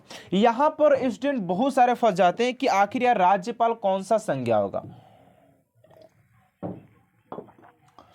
तो 23 की बात करते हैं ना, तो आप सभी का ऑप्शन नंबर यहां पर देखिए, ये जाति का बिलोंग करता है, ऑप्शन नंबर बी। क्योंकि राज्यपाल एक थोड़े होते हैं, राज्यपाल बहुत होते हैं ना, तो यहाँ पर आप लोग का ऑप्शन नंबर बी हो जाएगा। अगले प्रश्न को और बात करते हैं 24 नंबर की, निम्नलिखित में से कौन सा भाववाचक संज्ञा है। यहाँ पर भाववाचक संज्ञा आपसे बताना है, तो 24 का जो राइट आंसर हो जाएगा सी, यानी कि मित्रता। मित्रता ऑप्शन नंबर सी। अगले प्रश्न को और बात करते हैं आपसे का 25 नंबर प्रश्न कि गरीबों की सहायता करो, गरीबों की सहायता करो, इस वाक्य में गरीब शब्द क्या है। गरीब की बात किया जा रहा है यार, तो गरीब यहां पर बात करते हैं। देखिए अगर गरीब की बात करते हैं तो यहां पर देखिए बहुत से लोग यहां पर क्या करेंगे कि भाववाचक संज्ञा को तो टिक लगाएंगे, लेकिन यहां पर ये गलत हो जाएगा। आपसे के जाति के बिलोंग करते हैं, क्योंकि गरीब बहुत लोग हैं और गरीब जाति को बिलोंग करता है, ऑप्शन नंबर सी। चलिए अगला प्रश्न आप सभी का 26 नंबर की, बुढ़ापा सब ये तो कर चुके हैं ना हम लोग की भाववाचक है, ठीक है। अगले प्रश्न की ओर बात करते हैं। देखिए यहाँ पर लड़का दौड़ता है, इस वाक्य में लड़का किस संज्ञा का उदाहरण है। तो लड़का की बात करते तो ये आपसी के जाति हो जाएगा, ऑप्शन नंबर ए जातिवाचक हो जाएगा। चलिए अगला प्रश्न है 28 नंबर की, निम्नलिखित में से कौन सा शब्द जातिवाचक संज्ञा नहीं है। कौन सा ऐसा शब्द है जो कि जातिवाचक संज्ञा नहीं है, तो एक ही दिखाई दे रहा है आपसे के सुंदर, सुंदर ऑप्शन नंबर सी हो जाएगा। अगला प्रश्न है 29 नंबर की, समुद्रगुप्त, समुद्रगुप्त भारत का नेपोलियन था, इस वाक्य में नेपोलियन किस प्रकार का संज्ञा उदाहरण है। 29 का हो जाएगा आपसे का जातिवाचक संज्ञा, ऑप्शन नंबर ए हो जाएगा। अगले प्रश्न को और बात करते हैं आपसे 30 नंबर प्रश्न की, स्वतंत्रता सबको प्यारी है, इस वाक्य में प्यारी शब्द क्या है। प्यारी यहाँ पर अगर हम लोग बात करते हैं आखिर यार प्यारी कौन सा यहाँ पर संज्ञा हो जाएगा, तो 30 का हो जाए। देखिए प्यारी हो, प्यारा हो, लब हो, हेट हो, दुख हो, सुख हो, ये सारी चीज भाववाचक में आ जाते हैं, तो भाववाचक हो जाएगा ऑप्शन नंबर बी। देखिए अगला प्रश्न 31 नंबर की, निम्नलिखित में से कौन सा शब्द जातिवाचक शब्द है, जातिवाचक संज्ञा शब्द है। तो जाति की बात करते हो तो एक ही दिखाई दे रहा है आपसे कि आम सॉरी 31 का हो जाएगा option number D, option number D हो जाएगा। देखिए ऑप्शन नंबर डी, अगर इसमें एग्जैक्ट की बात किया जाए ना, तो यहाँ पर देखिए थोड़ा सा यहाँ पर ध्यान दीजिएगा, अगर एग्जैक्ट में अगर हम लोग बात करते हैं तो ऑप्शन नंबर आप सभी का डी हो जाएगा, वकील। यहाँ पर देखिए 31 नंबर प्रश्न, यहाँ पर देखिए यहाँ पर इसका हो जाएगा वकील, ऑप्शन नंबर डी हो जाएगा। चलिए अगला प्रश्न है 32 नंबर की, निम्नलिखित में से कौन सा संज्ञा शब्द है। अगर इसमें से कौन सा एक शब्द है जो कि संज्ञा शब्द है, तो 32 का हो जाएगा ऑप्शन नंबर ए, यानी कि गंगा हो जाएगा। चलिए अगला प्रश्न है उसी का 33 नंबर की, सुंदरता शब्द कौन सा संज्ञा है। तो सुंदरता के बात करते स्टूडेंट तो आप सभी का हो जाएगा ये भाववाचक, सुंदरता, गोराई, करिया, काला, कतु, ये सारे चीज हो जाएंगे। अगला प्रश्न कि मित्र का भाववाचक संज्ञा क्या होगा, तो मित्र का मित्रता हो जाएगा, ऑप्शन। अब यहाँ पर स्टूडेंट हम सभी ने संज्ञा को खत्म कर लिया एंड स्टूडेंट आप सभी ने देखा कि कैसे हम लोग एकदम टॉप इंपोर्टेंट क्वेश्चन को कवर किए, वो भी आप सभी के ट्री के साथ। तो वैसे दोस्तों अब सब हम सभी यहाँ पर संधि को भी खत्म करने वाले। तो चलिए स्टूडेंट आज के इस वीडियो में इसी क्लास में अब संधि को स्टार्ट करते हैं, और इसमें दोस्तों आप सभी को काफी इंपोर्टेंट प्रश्न लिया गया जो कि आप सभी के एग्जाम के लिए काफी इंपोर्टेंट है। एंड इसमें भी दोस्तों हम लोग ट्री के साथ साथ कॉन्सेप्ट के साथ साथ वो सारे प्रश्नों को सॉल्व करेंगे। तो चलिए संधि को स्टार्ट करते हैं। अगर आपसे इस कॉन्सेप्ट को दोस्तों समझ लेते तो ठीक है ना, तो सबसे पहले दोस्तों आप सभी क्या करिए कि इस कॉन्सेप्ट को सबसे पहले आप सभी समझ लीजिए कि आखिर ये दोस्तों कॉन्सेप्ट कहना क्या चाहता है। ठीक है ना, ये कॉन्सेप्ट कहना क्या चाहता है और मैं आप सभी को बहुत ही सिंपल वे में बताने वाला हूं। ठीक है ना, देखिए बात करते हैं दोस्तों संधि के कि संधि आखिर किसे कहते हैं, संधि कितने प्रकार के होते हैं और संधि के क्वेश्चन को कैसे सॉल्व किया जाता है। आप सभी के किसी भी एग्जाम की अगर हम बात करते हैं ना, तो आप सभी के 2 से 3 नंबर तक कंफर्म आराम से हो जाएंगे। और मैंने इस क्लास के अंदर आप सभी के लिए 100 MCQ क्वेश्चन लिए हैं। ठीक है ना, तो आप सभी के लिए और काफी बेहतर हो जाता है। चलिए बात करते हैं, यहाँ पर थोड़ा सा बात कर लेते हैं आखिर संधि किसे कहते हैं। चलिए यहाँ पर स्टार्ट करते हैं। करें कि संधि शब्द का अर्थ मेल या जोड़ होता है। दो निकटवर्ती वर्णों के परस्पर मेल से जो विकार होता है वह संधि कहलाता है। यानी कि दो वर्णों के मेल से, दो वर्णों के जो मेल से बनता है ना, उसे हम लोग संधि कहते हैं। उसे क्या कहते हैं, संधि कहते हैं। जैसे कि यहां पर स्टूडेंट आप लोग एग्जाम्पल के तौर पर देख पा रहे हैं कि सम प्लस तो संतोष हो गया, देव प्लस इंद्र देवेंद्र हो गया, भानु प्लस उदय भानु भानुदय हो गया। आखिर ये कैसे ऐसे हो रहा है कि सम प्लस तो को जोड़ने पर संतोष हो जा रहा है, ये म कहां पर चला गया, यहां पर देखिए देव प्लस इंद्र जोड़ने पर देवेंद्र हो गया, आखिर ये ई कहां पर चला गया। इस क्लास के अंदर मैं आप सभी को सारे चीज क्लियरिटी के वाइज आप सभी को मैं दिखाने वाला हूं कि आखिर ये कैसे चेंज होते हैं, दो शब्दों को वर्ण को मिलाकर कैसे संधि बनाया जाता है, ठीक है ना। तो सारी चीज यहां पर हम लोग कंफर्म करने वाले हैं और बस आप लोग क्लास को इन तक जुड़ देखिएगा, क्लास को छोड़कर जाएंगे तो आप सभी कुछ नहीं समझ पाएंगे आप सभी एग्जाम के, ठीक है ना। यहां पर चलिए यहां पर बात करें तो दोस्तों अब बात आता है अगला जो पॉइंट है, आप सभी देख पा रहे हैं यहां पर अगला पॉइंट क्या है। यहां पर देखिए आप सभी को यहां पर दिया गया कि संधि के भेद कितने हैं। यह भी प्रश्न आप सभी के एग्जाम में बार बार देखने को मिल जाते कि संधि के भेद कितने हैं। देखिए मैंने सोचा आप सभी से कि अगर एक टॉपिक से एक क्वेश्चन लगाने से आप सभी जैसे कि ऑब्जेक्टिव टाइप क्वेश्चन स्टूडेंट लगाते हैं तो उससे आप यहां पर मैंने सोचा आप सभी के लिए कि अगर आप सभी एक टॉपिक से अगर 1 से 2 प्रश्न लगाते हैं तो आप सभी को कुछ भी होने वाला नहीं है, क्योंकि अगला जो बंदा आप सभी के एग्जाम में बैठा है वो आपसे अधिक तैयारी करके बैठा है। तो आप सभी को उस टॉपिक में उस सब्जेक्ट में बात किया जाए तो आप लोगों को मैराथन हासिल तो करना ही पड़ेगा, और जो कि मैं आप सभी को इस क्लास के अंदर आप सभी को करवाने वाला हूं, ठीक है ना। तो यहां पर बात करते हैं कि संधि के भेद कितने होते हैं। तो सबसे पहले ध्यान से समझिएगा कि संधि का 3 भेद होता है। पहला स्वर संधि, दूसरा व्यंजन संधि और तीसरा विसर्ग संधि। ये आप सभी के 3 भेद हो गए, स्वर संधि, व्यंजन संधि और विसर्ग संधि। ध्यान से समझिएगा और क्लास में ही आप सभी याद करने की कोशिश कीजिएगा कि क्लास के साथ साथ ही आप लोग सारे प्रश्न को याद कर ले, ठीक है ना। साथ साथ बोलिए संधि के 3 भेद, स्वर संधि, व्यंजन संधि और विसर्ग संधि। संधि के 3 भेद, स्वर संधि, व्यंजन संधि और विसर्ग संधि। आप देखिए जो सबसे जो महत्वपूर्ण बात होता है आप सभी के एग्जाम के लिए और जहां से आप सभी के प्रश्न बनते हैं ना कि इत प्लस आदि मिलकर इत्यादि हो गए, ये सारे जो इसका जो कॉन्सेप्ट होता है वो आप सभी के स्वर संधि में ही छिपा होता है।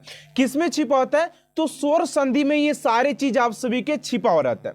कैसे, मैं आपको बता रहा हूं। देखिए जो स्वर संधि होता है ना आप सभी के 5 प्रकार के होते हैं। कितना होता है? 5 प्रकार के। हालांकि ये 5 प्रकार नहीं, इसका और प्रकार है, लेकिन जब आप लोग हाई लेवल में जाएंगे तो वहां पर आप सभी को सारी चीज डिटेल्स में पढ़ना है। लेकिन यहां पर जिस एग्जाम के लिए हम लोग प्रिपरेशन कर रहे हैं वहां पर इतना अगर 5 प्रकार पढ़ के चलते हैं तो हमारे लिए काफी इंपॉर्टेंट है, ज्यादा ध्यान आप सभी को नहीं देना है, ठीक है ना। यहां पर देखिए स्वर संधि का मैंने क्या बोला कि आप सभी के स्वर संधि के अगर भेद के बात करते हैं आप सभी तो इसके 5 भेद होते हैं।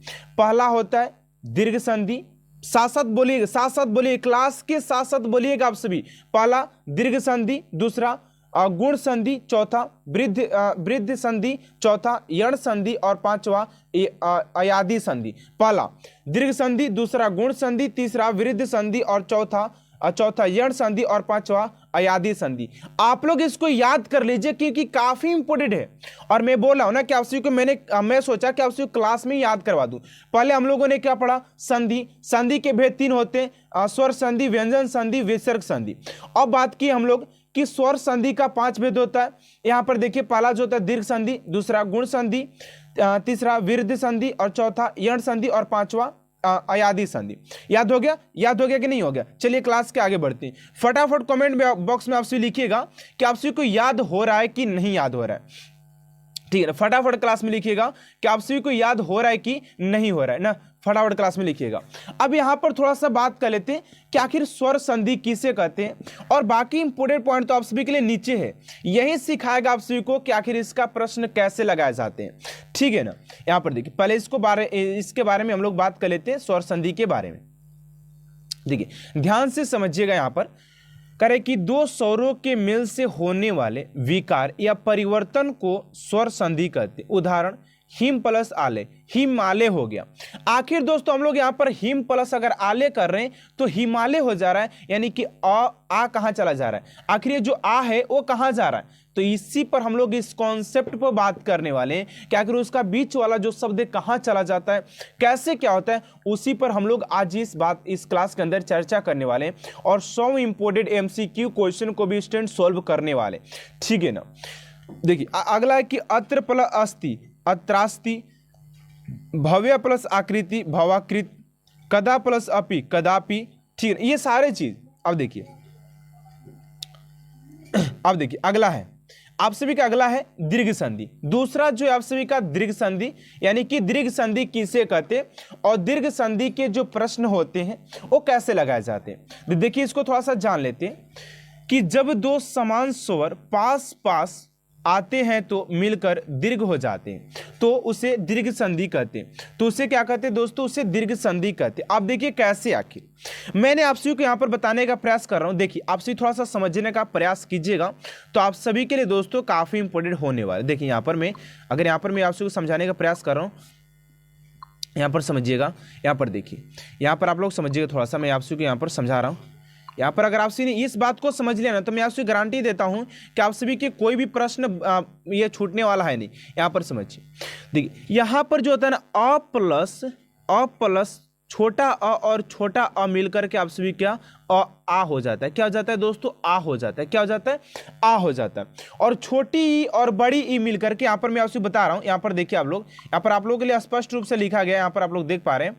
देखिए यहाँ पर थोड़ा सा मैं आपसे इसको करके दिखा रहा हूँ, इसको थोड़ा सा इसको कलर में चेंज करके आप सभी को मैं दिखाना चाहता हूं कि आप लोग इस यहां पर देख लीजिए।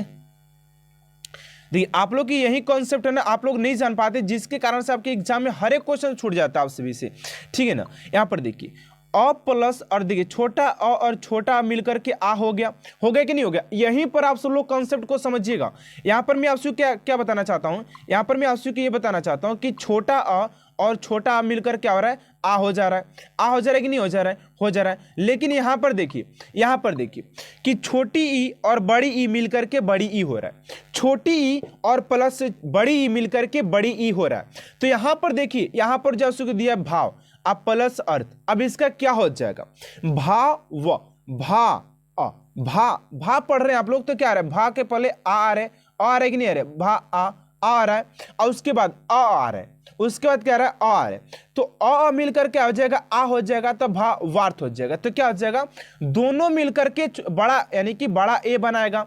तो जब ये बड़ा ए बनाएगा तो मैंने आपसे को अभी बताया है कि जब ये बड़ा अ बना दे, क्या कर दे दोस्तों, ये जब ये बड़ा अ बना देगा, जब ये क्या करेगा, ये अपने आप से ये बड़ा अ बना देगा, तो हम लोग को सिंपली करना क्या, ध्यान से समझिएगा। इसका जो आंसर निकल कर आएगा दोस्तों आप सभी का, यहाँ पर देखिए इसका जो आंसर निकल कर आएगा भावार्थ, भावार्थ निकल कर आएगा, भावार्थ, ठीक है ना, भावार्थ हो जाएगा। ऑप्शन नंबर यहाँ पर देखिए, यहाँ पर भावार्थ हो जाएगा, ऐसे इसको लिख सकते हैं हम लोग, ठीक है ना। अब अगला देखिए, अगला थोड़ा सा ध्यान से समझिएगा। और इस क्वेश्चन का, इस क्लास का पीडीएफ मैं आपको प्रोवाइड करने वाला हूं, तो घबराने वाली बात नहीं है कि इस क्लास का पीडीएफ कहां से डाउनलोड करें, क्या कैसे करें, तो घबराने वाली बात नहीं है। इस क्लास का पीडीएफ आप सभी को प्रोवाइड किया जाएगा, ठीक है। यहां पर देखिए, बस आप लोग समझते चलिए कि आखिर कैसे, कहां पर क्या है।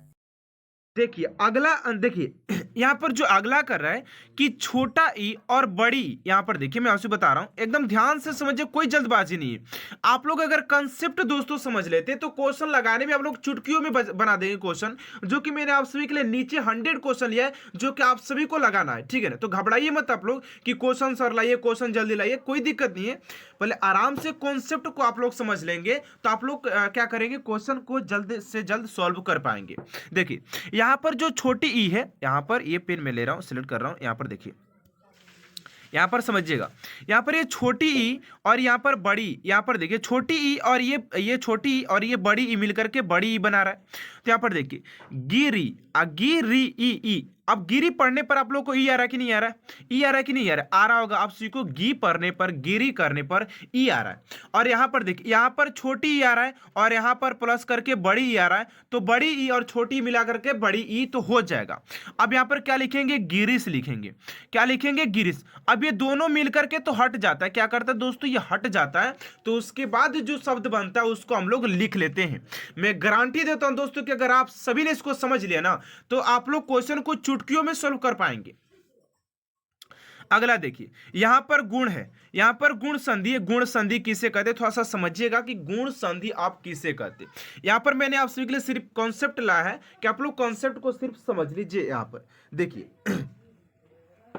अगर गुण संधि के समझने की बात करते हैं स्टूडेंट, यहां पर समझिएगा आप लोग कि आखिर गुण संधि को कैसे क्या करते हैं।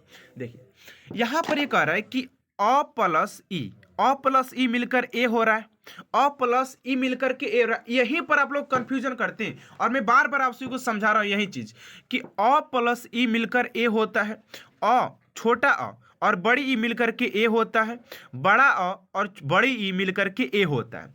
कहने का मतलब है क्या है, यहां पर आप लोग समझिएगा कि मैं आप सभी से कहना क्या चाहता हूं। मैं यही कहना चाहता हूं कि नर प्लस इंद्र मिलकर क्या हो जाएंगे, नर अ, नर अ आ रहा है कि नहीं आ रहा है। यहाँ पर नर करने पर आप सभी को, नर पढ़ने पर आप सभी को क्या आ रहा है, अगर जब आप लोग दोस्तों नर को पढ़ रहे हैं, यहाँ पर क्या पढ़ रहे हैं दोस्तों, नर को अगर आप सभी यहाँ पर पढ़ रहे हैं तो नर पढ़ने पर क्या आ रहा है, आ रहा है कि नहीं आ रहा है, आ रहा है, आ रहा है, बिल्कुल आ रहा है, आ रहा है कि नहीं आ रहा है, आ रहा है। यहाँ पर ई आ गया, तो अ प्लस ई मिलकर क्या हो जाएगा, अ प्लस ई, अ प्लस ई मिलकर आप सभी का क्या हो जाएगा, न र अ और ई मिलकर क्या हो जाएगा, आप सभी का छोटा ई हो तो आ प्लस ई मिलकर ए हो जाएगा। जब ए हो जाएगा तो नरेंद्र हो जाएगा, नरेंद्र हो जाएगा। इसका जो संधि विच्छेद होगा आप सभी का नरेंद्र हो जाएगा, क्योंकि यहां पर एक ए लग जाएगा, नरेंद्र हो जाएगा आप सभी का। ओके, कंफर्म हो रहा है कि नहीं हो रहा है, कमेंट बॉक्स में लिखिएगा आप सभी जल्द से जल्द कि आप सभी को क्लियर हो रहा है कि नहीं हो रहा है। ठीक है ना, यहाँ पर अगले देखिए, अगला देखते हैं। अगला आप सभी से जो पूछा गया ध्यान दीजिएगा, यहाँ पर देखिए कह रहा है कि नर प्लस इंद्र, नर प्लस इंद्र आखिर क्या हो जाएगा। तो यहाँ पर देखिए, यहाँ पर अ आ रहा है और यहाँ पर इस, तो अ प्लस इस ये हो जाएगा, यानी कि नरेश हो जाएगा, नरेश हो जाएगा आप सभी का। ठीक है ना, और रामा प्लस इंद्र हो जाएगा रमेंद्र, रमेंद्र हो जाएगा। ऑप्शन नंबर यहाँ पर हो जाएगा रमेंद्र। अब देखिए, अब स्टूडेंट यहाँ से हम लोग बात करते हैं आप सभी के जो क्वेश्चन बनने वाले एग्जाम में।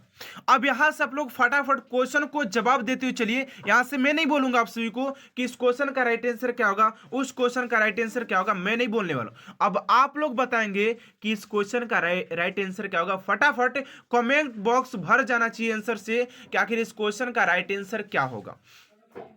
दो वर्णों के मेल से, यहां पर देखिए मैं इसको कलर को चेंज कर रहा हूं बिकॉज कलर हमारा थोड़ा सा दूसरा है, वाइट ये ग्रीन अच्छा नहीं लग रहा है, इसको थोड़ा सा चेंज कर लेते। नहीं, यहाँ पर चेंज करके इसको थोड़ा सा हम लेंगे कौन सा कलर, तो यहाँ पर कलर जो मैं चूज करने वाला हूँ आप सभी के लिए, यहाँ पर ये बहुत अच्छा कलर है। नहीं, यहाँ पर ये शोभता भी है, इस कलर को हम लोग यहाँ को सिलेक्ट कर ले। देखिए, दो वर्णों के मेल से होने वाले विकार को कहते हैं, दो वर्णों के मेल से। अभी आप सभी को मैंने शुरू बताया कि दो वर्णों के मेल से बनने वाले विकर्ण को संधि कहते हैं। क्या कहते हैं, विकार को संधि कहते हैं। ऑप्शन नंबर ए हो जाएगा।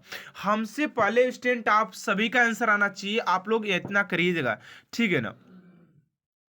चलिए अगला प्रश्न है कि संधि कितने प्रकार के होते हैं।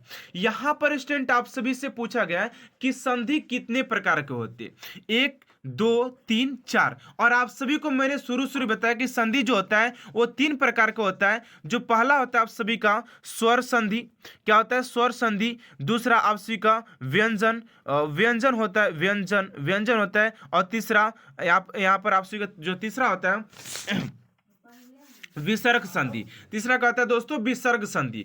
तो आप सभी का ऑप्शन नंबर सी, ऐसे आप सभी को दिखाई दे रहा है कि ऑप्शन नंबर सी आप सभी का राइट आंसर हो जाएगा, ठीक है ना। चलिए अगले प्रश्न को और बात करते हैं। उससे पहले आप सभी से एक छोटा सा रिक्वेस्ट है कि स्टूडेंट अभी तक आपसे हमारे चैनल को सब्सक्राइब नहीं किए तो प्लीज स्टूडेंट चैनल को सब्सक्राइब कर साथ साथ बेल आइकन को भी प्रेस कर दीजिएगा, ताकि ऐसा मोस्ट इंपोर्टेंट क्लास स्टूडेंट आप तक सबसे जल्द पहुंचते रहे, ठीक है ना। चलिए यहां पर तीसरा नंबर प्रश्न है कि दयानंद में प्रयुक्त संधि का नाम क्या है। दयानंद में, आखिर यहां पर दयानंद में क्या लग रहा है, गुण, दीर्घ या व्यंजन या यण लग रहा है। तो यहां पर देखिए दयानंद में अगर हम लोग सोचे कि दयानंद में आखिर क्या लग रहा है, तो आप लोग जवाब दीजिए फटाफट। आप लोग को मैंने तो पढ़ा दिया ना कि आखिर इसमें क्या लग रहा है। दयानंद, दयानंद में आखिर कौन सा लग रहा है।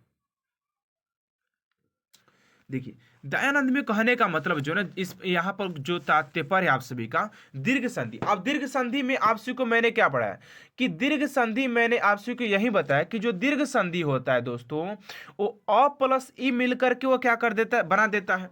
तो यहाँ पर यह है, यानी कि ऑप्शन नंबर आप सभी का बी राइट आंसर हो जाएगा। ऑप्शन नंबर बी आप सभी का राइट आंसर हो जाएगा, ये दीर्घ संधि है। अगला देखिए, अभी देखिए आपके पास बहुत सारे प्रश्न, जैसे कि आप लोग, मैं आपको दिखा रहा हूं, देखिए यहाँ पर आप लोग देख पा रहे हैं ना, यहाँ पर आपको संधि निकालने का भी प्रश्न। देखिए यहाँ पर सारे जो प्रश्न है, यहाँ पर सारे जो प्रश्न टाइप किए गए हैं वो आप सभी के लिए काफी इंपॉर्टेंट है, जैसा कि आप लोग स्क्रीन पर देख पा रहे हैं। तो पहले शुरू से एकदम विस्तार से हम लोग पढ़ेंगे, एकदम बेसिक लेवल से, तब जाकर ऊपर जाएंगे, तब पढ़ने में आ जाएगा, ठीक है ना। अगर आप लोग ऊपर ऊपर भागेंगे ना तो आप लोग को कुछ भी समझ में शायद नहीं आएगा। तो मैं ऐसा नहीं चाहता हूँ कि आप लोगों को कुछ भी समझ में ना आए और आप लोग सिर्फ क्लास फाने, तो ऐसा अच्छा नहीं है आप सभी के एग्जाम के लिए, ठीक है ना। देखिए यहाँ पर पूछा है कि कपिल, कपिल इल, कपिल में प्रयुक्त संधि का नाम क्या है। तो कपिल में हम यहाँ पर क्या हो जाएगा, तो कपिल में भी दीर्घ संधि लग रहा है, कपिल में भी दोस्तों दीर्घ संधि लग रहा है। ऑप्शन नंबर बी आप सभी का राइट आंसर हो जाएगा। कपिल में भी क्या लग रहा है, दीर्घ संधि ही लग रहा है, ठीक है ना। चलिए चलिए अगले प्रश्न को और बात करते हैं आप सभी का 5 नंबर प्रश्न, कि सदैव में प्रयुक्त संधि का नाम क्या है। सदैव, तो सदैव मैंने आप सभी की एग्जांपल नहीं करवाया ना, तो सदैव में अगर हम लोग बात करते हैं ना स्टूडेंट, देखिए सदैव में अगर हम लोग बात करते हैं कौन सा प्रयुक्त होता है, तो आप सभी का जो हो जाएगा ऑप्शन नंबर हो जाएगा आप सभी का वृद्धि संधि।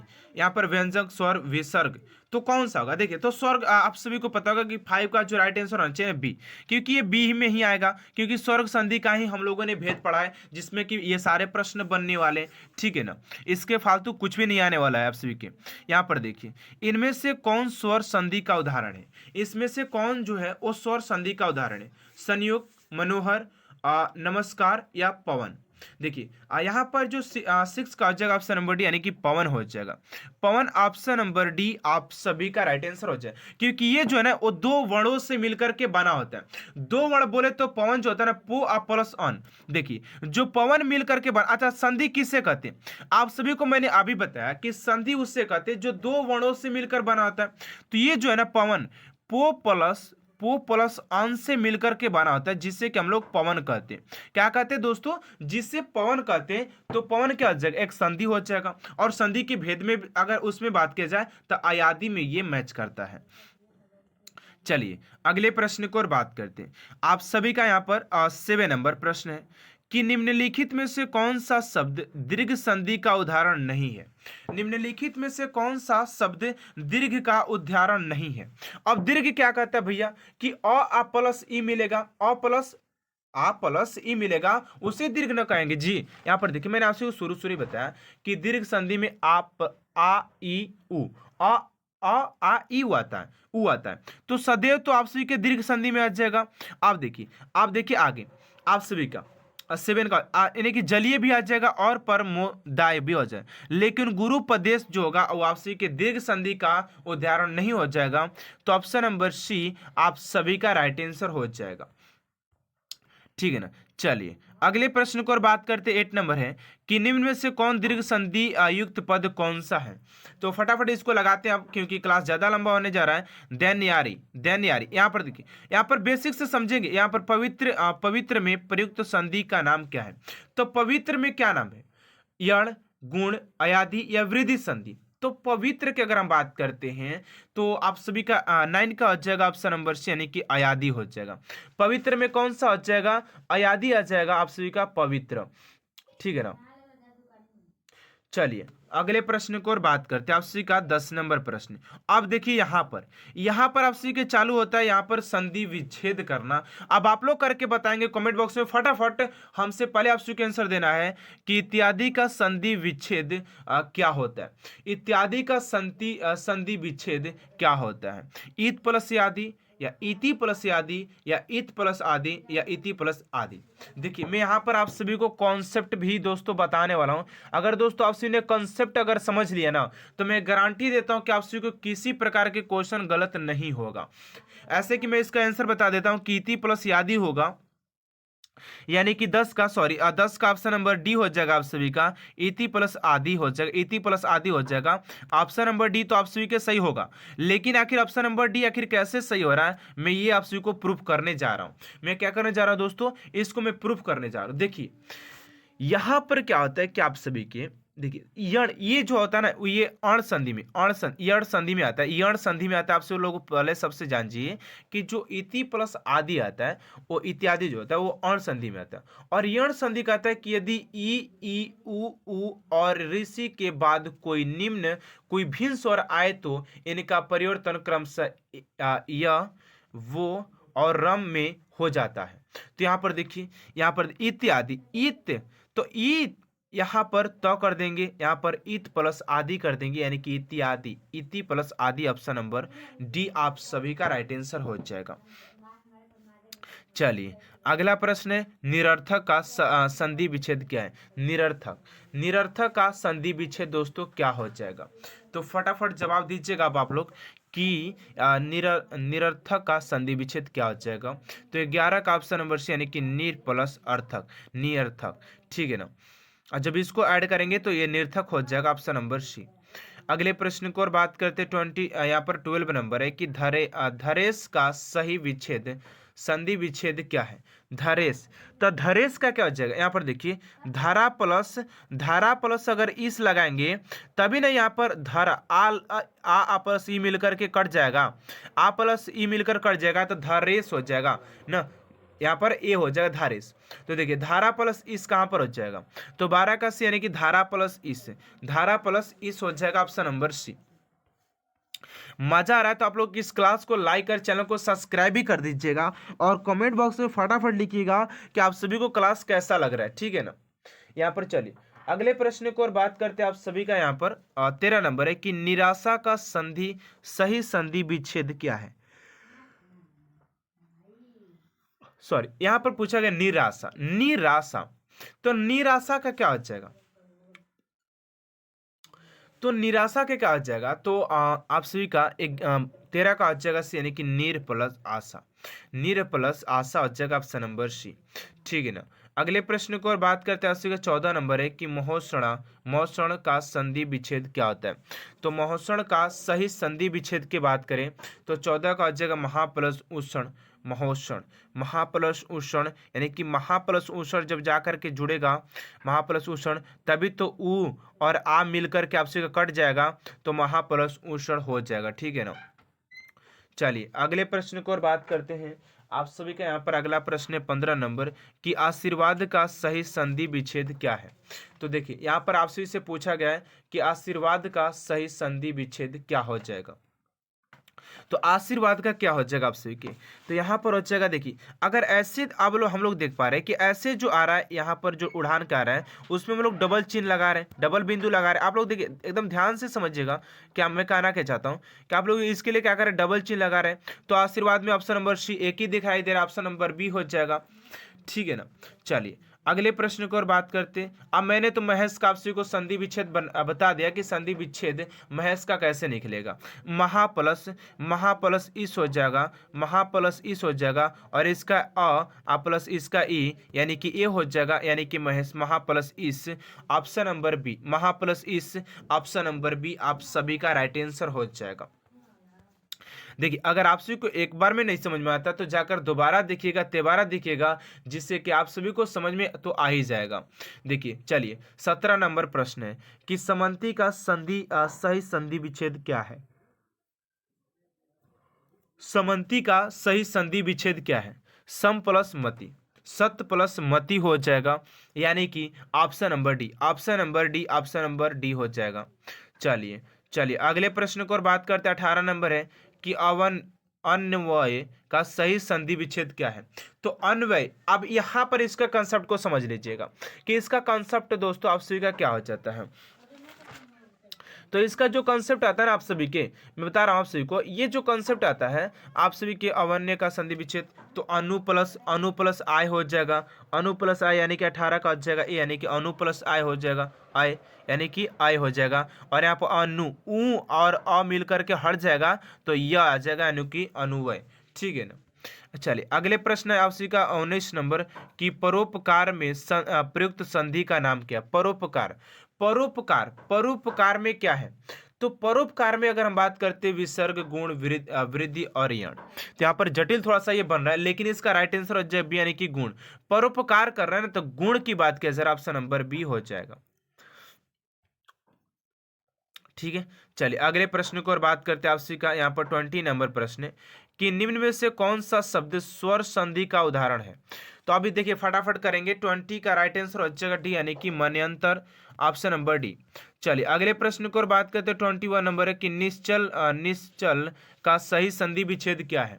21 का हो जाएगा आप सभी का निस प्लस छल, यानी कि आप लोग को मैंने पहले बताया कि अगर ऐसा लगा रहे तो आप सभी को सबसे पहले डबल चिन्ह वाला आप सभी को चूज करना है। ठीक, यहाँ पर देखिए निम्न शब्दों में किसका विसर्ग संधि है। तो 22 का हो जाएगा बी, यानी कि निश्चल हो जाएगा। चलिए अगले प्रश्न को और बात करते हैं आप सभी का। देखिए 23 में देखिए कि सप्तसी का सही संधि विच्छेद, तो ऑप्शन नंबर सी आप सभी का राइट आंसर हो जाएगा। चलिए अगले प्रश्न को और बात करते हैं।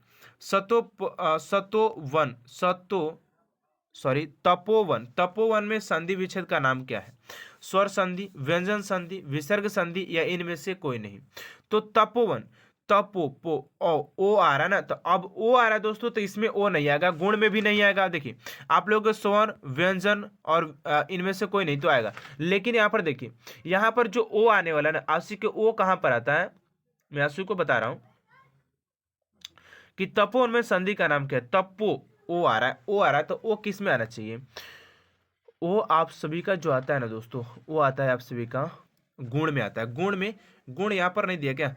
24 का आ जाएगा आप सभी का सी, यानी कि विसर्ग में आता है। क्या आता है, विसर्ग में। यार तो विसर्ग तो अभी हम लोगों ने पढ़ा ही नहीं है ना। यहाँ पर मैंने आप सभी को इसको डिटेल्स में नहीं समझा, मैं आप सभी को समझा दूंगा डिटेल्स में इसका भी। ठीक है, चलिए अगले प्रश्न को और बात करते हैं। यहाँ पर देखिए स्वागत में प्रयुक्त संधि का नाम क्या है। तो स्वागत में क्या लगा, तो स्वागत में दोस्तों क्या लगा, आप सभी बताइएगा कि स्वागत में कौन सा लगा हुआ है। तो स्वागत में अगर हम बात करें ना, तो आपसे क्या यण लगा, यण संधि। स्वागत, तो स्वागत में इसका जो रूल्स होता है, उकाव यानी कि यहाँ पर सु प्लस आगत यदि ई ये उ और इसके बाद कोई स्वर है तब जाकर के, इसको मैं आपको और डिटेल्स में पढ़ा दूंगा। देखिए 26 नंबर है कि दिगंबर में प्रयुक्त संधि क्या है। दिग प्लस अंबर आ रहा है ना, अंबर, तो ये हो जाएगा आपसे किस में, 26 का हो जाएगा, 26 का भी यानी कि व्यंजन में हो जाएगा।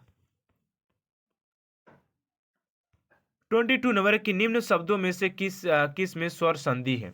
तो 27 का हो जाएगा आपसे का भी, यानी कि रजनीश में ऑप्शन नंबर बी हो जाएगा। अगला प्रश्न है प्रत्युपकार का सही संधि विच्छेद क्या है। 28 का हो जाएगा आप सभी का सी, यानी कि प्रति प्लस उपकार, प्रत्युपकार। ठीक है ना, ऑप्शन नंबर सी हो जाएगा। चलिए अगले प्रश्न को और बात करते हैं आप सभी का। यहाँ पर 29 नंबर है कि गायक का सही संधि विच्छेद क्या है। तो गायक के संधि विच्छेद की बात करते हैं तो 29 का हो जाएगा यानी कि गे प्लस गायक, गाय। यहाँ पर देखिए अगला प्रश्न 30 नंबर कि अभिषेक का सही संधि विच्छेद क्या है।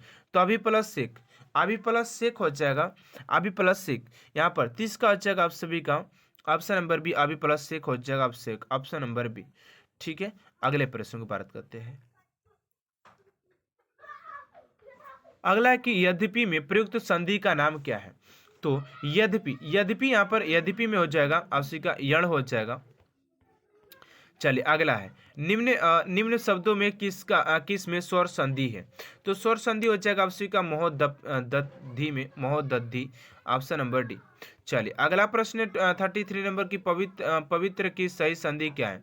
तो पवित्र का पो प्लस इत्र हो जाएगा, पो प्लस इत्र यानी कि पवित्र क्या क्या हो जाएगा। 33 का हो जाएगा आपसी का ऑप्शन नंबर डी, पो प्लस इत्र पवित्र हो जाएगा, ऑप्शन नंबर डी। फटाफट आप लोग इस क्लास को आप लोग देख लीजिए, क्योंकि मैं इस क्लास का पीडीएफ भी आपसी को देने वाला हूँ, जिससे कि आप लोग एक नोट्स तैयार कर सकते हैं। ठीक है ना। 33 नंबर की मनोयोग का सही संधि विच्छेद क्या है। मनोयोग का सही संधि विच्छेद जो होता है वो आपसी के मन प्लस योग हो जाएगा। चलिए अगला है 35 नंबर की प्रत्येक का सही संधि विच्छेद क्या है। तो प्रति प्लस एक ऑप्शन नंबर हो जाएगा, ऑप्शन नंबर बी, प्रति प्लस एक ऑप्शन नंबर बी हो जाएगा। कोई दिक्कत होगा तो कमेंट बॉक्स में आपसे जरूर पूछेगा। ठीक है ना, क्योंकि मैं यहाँ पर आपसे पढ़ाने वाला हूँ और आपसे के कमेंट्स नहीं दिखाई दे रहे मुझे, क्योंकि ये क्लास ऑफलाइन है। तो आप लोगों को किसी प्रकार का अगर समस्या होगा तो कमेंट बॉक्स में आपसे पूछ सकते हैं कि सर ये प्रॉब्लम से आपसे को वहाँ पर वीडियो के माध्यम से या कॉल के माध्यम से आपसे को समझाया जाएगा। ठीक है, चलिए चलिए अगला है 36 नंबर कि गिरीश का सही संधि विच्छेद क्या है। गिरी प्लस ई सबसे को मैंने शुरू बताया, तो 36 का हो जाएगा आप सभी का, सॉरी 36 का अक्सर नंबर ए हो जाएगा गिरी प्लस इस गिरीश। चलिए अगला है आपसे का 37 नंबर कि नायक में प्रयुक्त संधि का नाम क्या है। तो नायक में आयादी हो जाएगा नायक। अगला है चंद्रोदय में प्रयुक्त संधि का नाम क्या है। तो चंद्रोदय में बात की जाए 38 का तो ऑप्शन नंबर बी यानी कि गुण हो जाएगा। अगला है कि यशोदा में प्रयुक्त संधि का नाम क्या है। तो यशोदा में बात करें तो आप सभी का यहाँ पर देखिए 39 का हो जाएगा आप सभी का ऑप्शन नंबर सी यानी कि विसर्ग हो जाएगा। चलिए अगले प्रश्न की ओर बात करते 40 नंबर है कि निम्न में से एक शब्द संधि की दृष्टि से अशुद्ध है और उस शब्द का चयन कीजिए। तो 40 का राइट आंसर हो जाएगा आप सभी का ऑप्शन नंबर डी यानी कि दत्तोपरांत, ऑप्शन नंबर डी।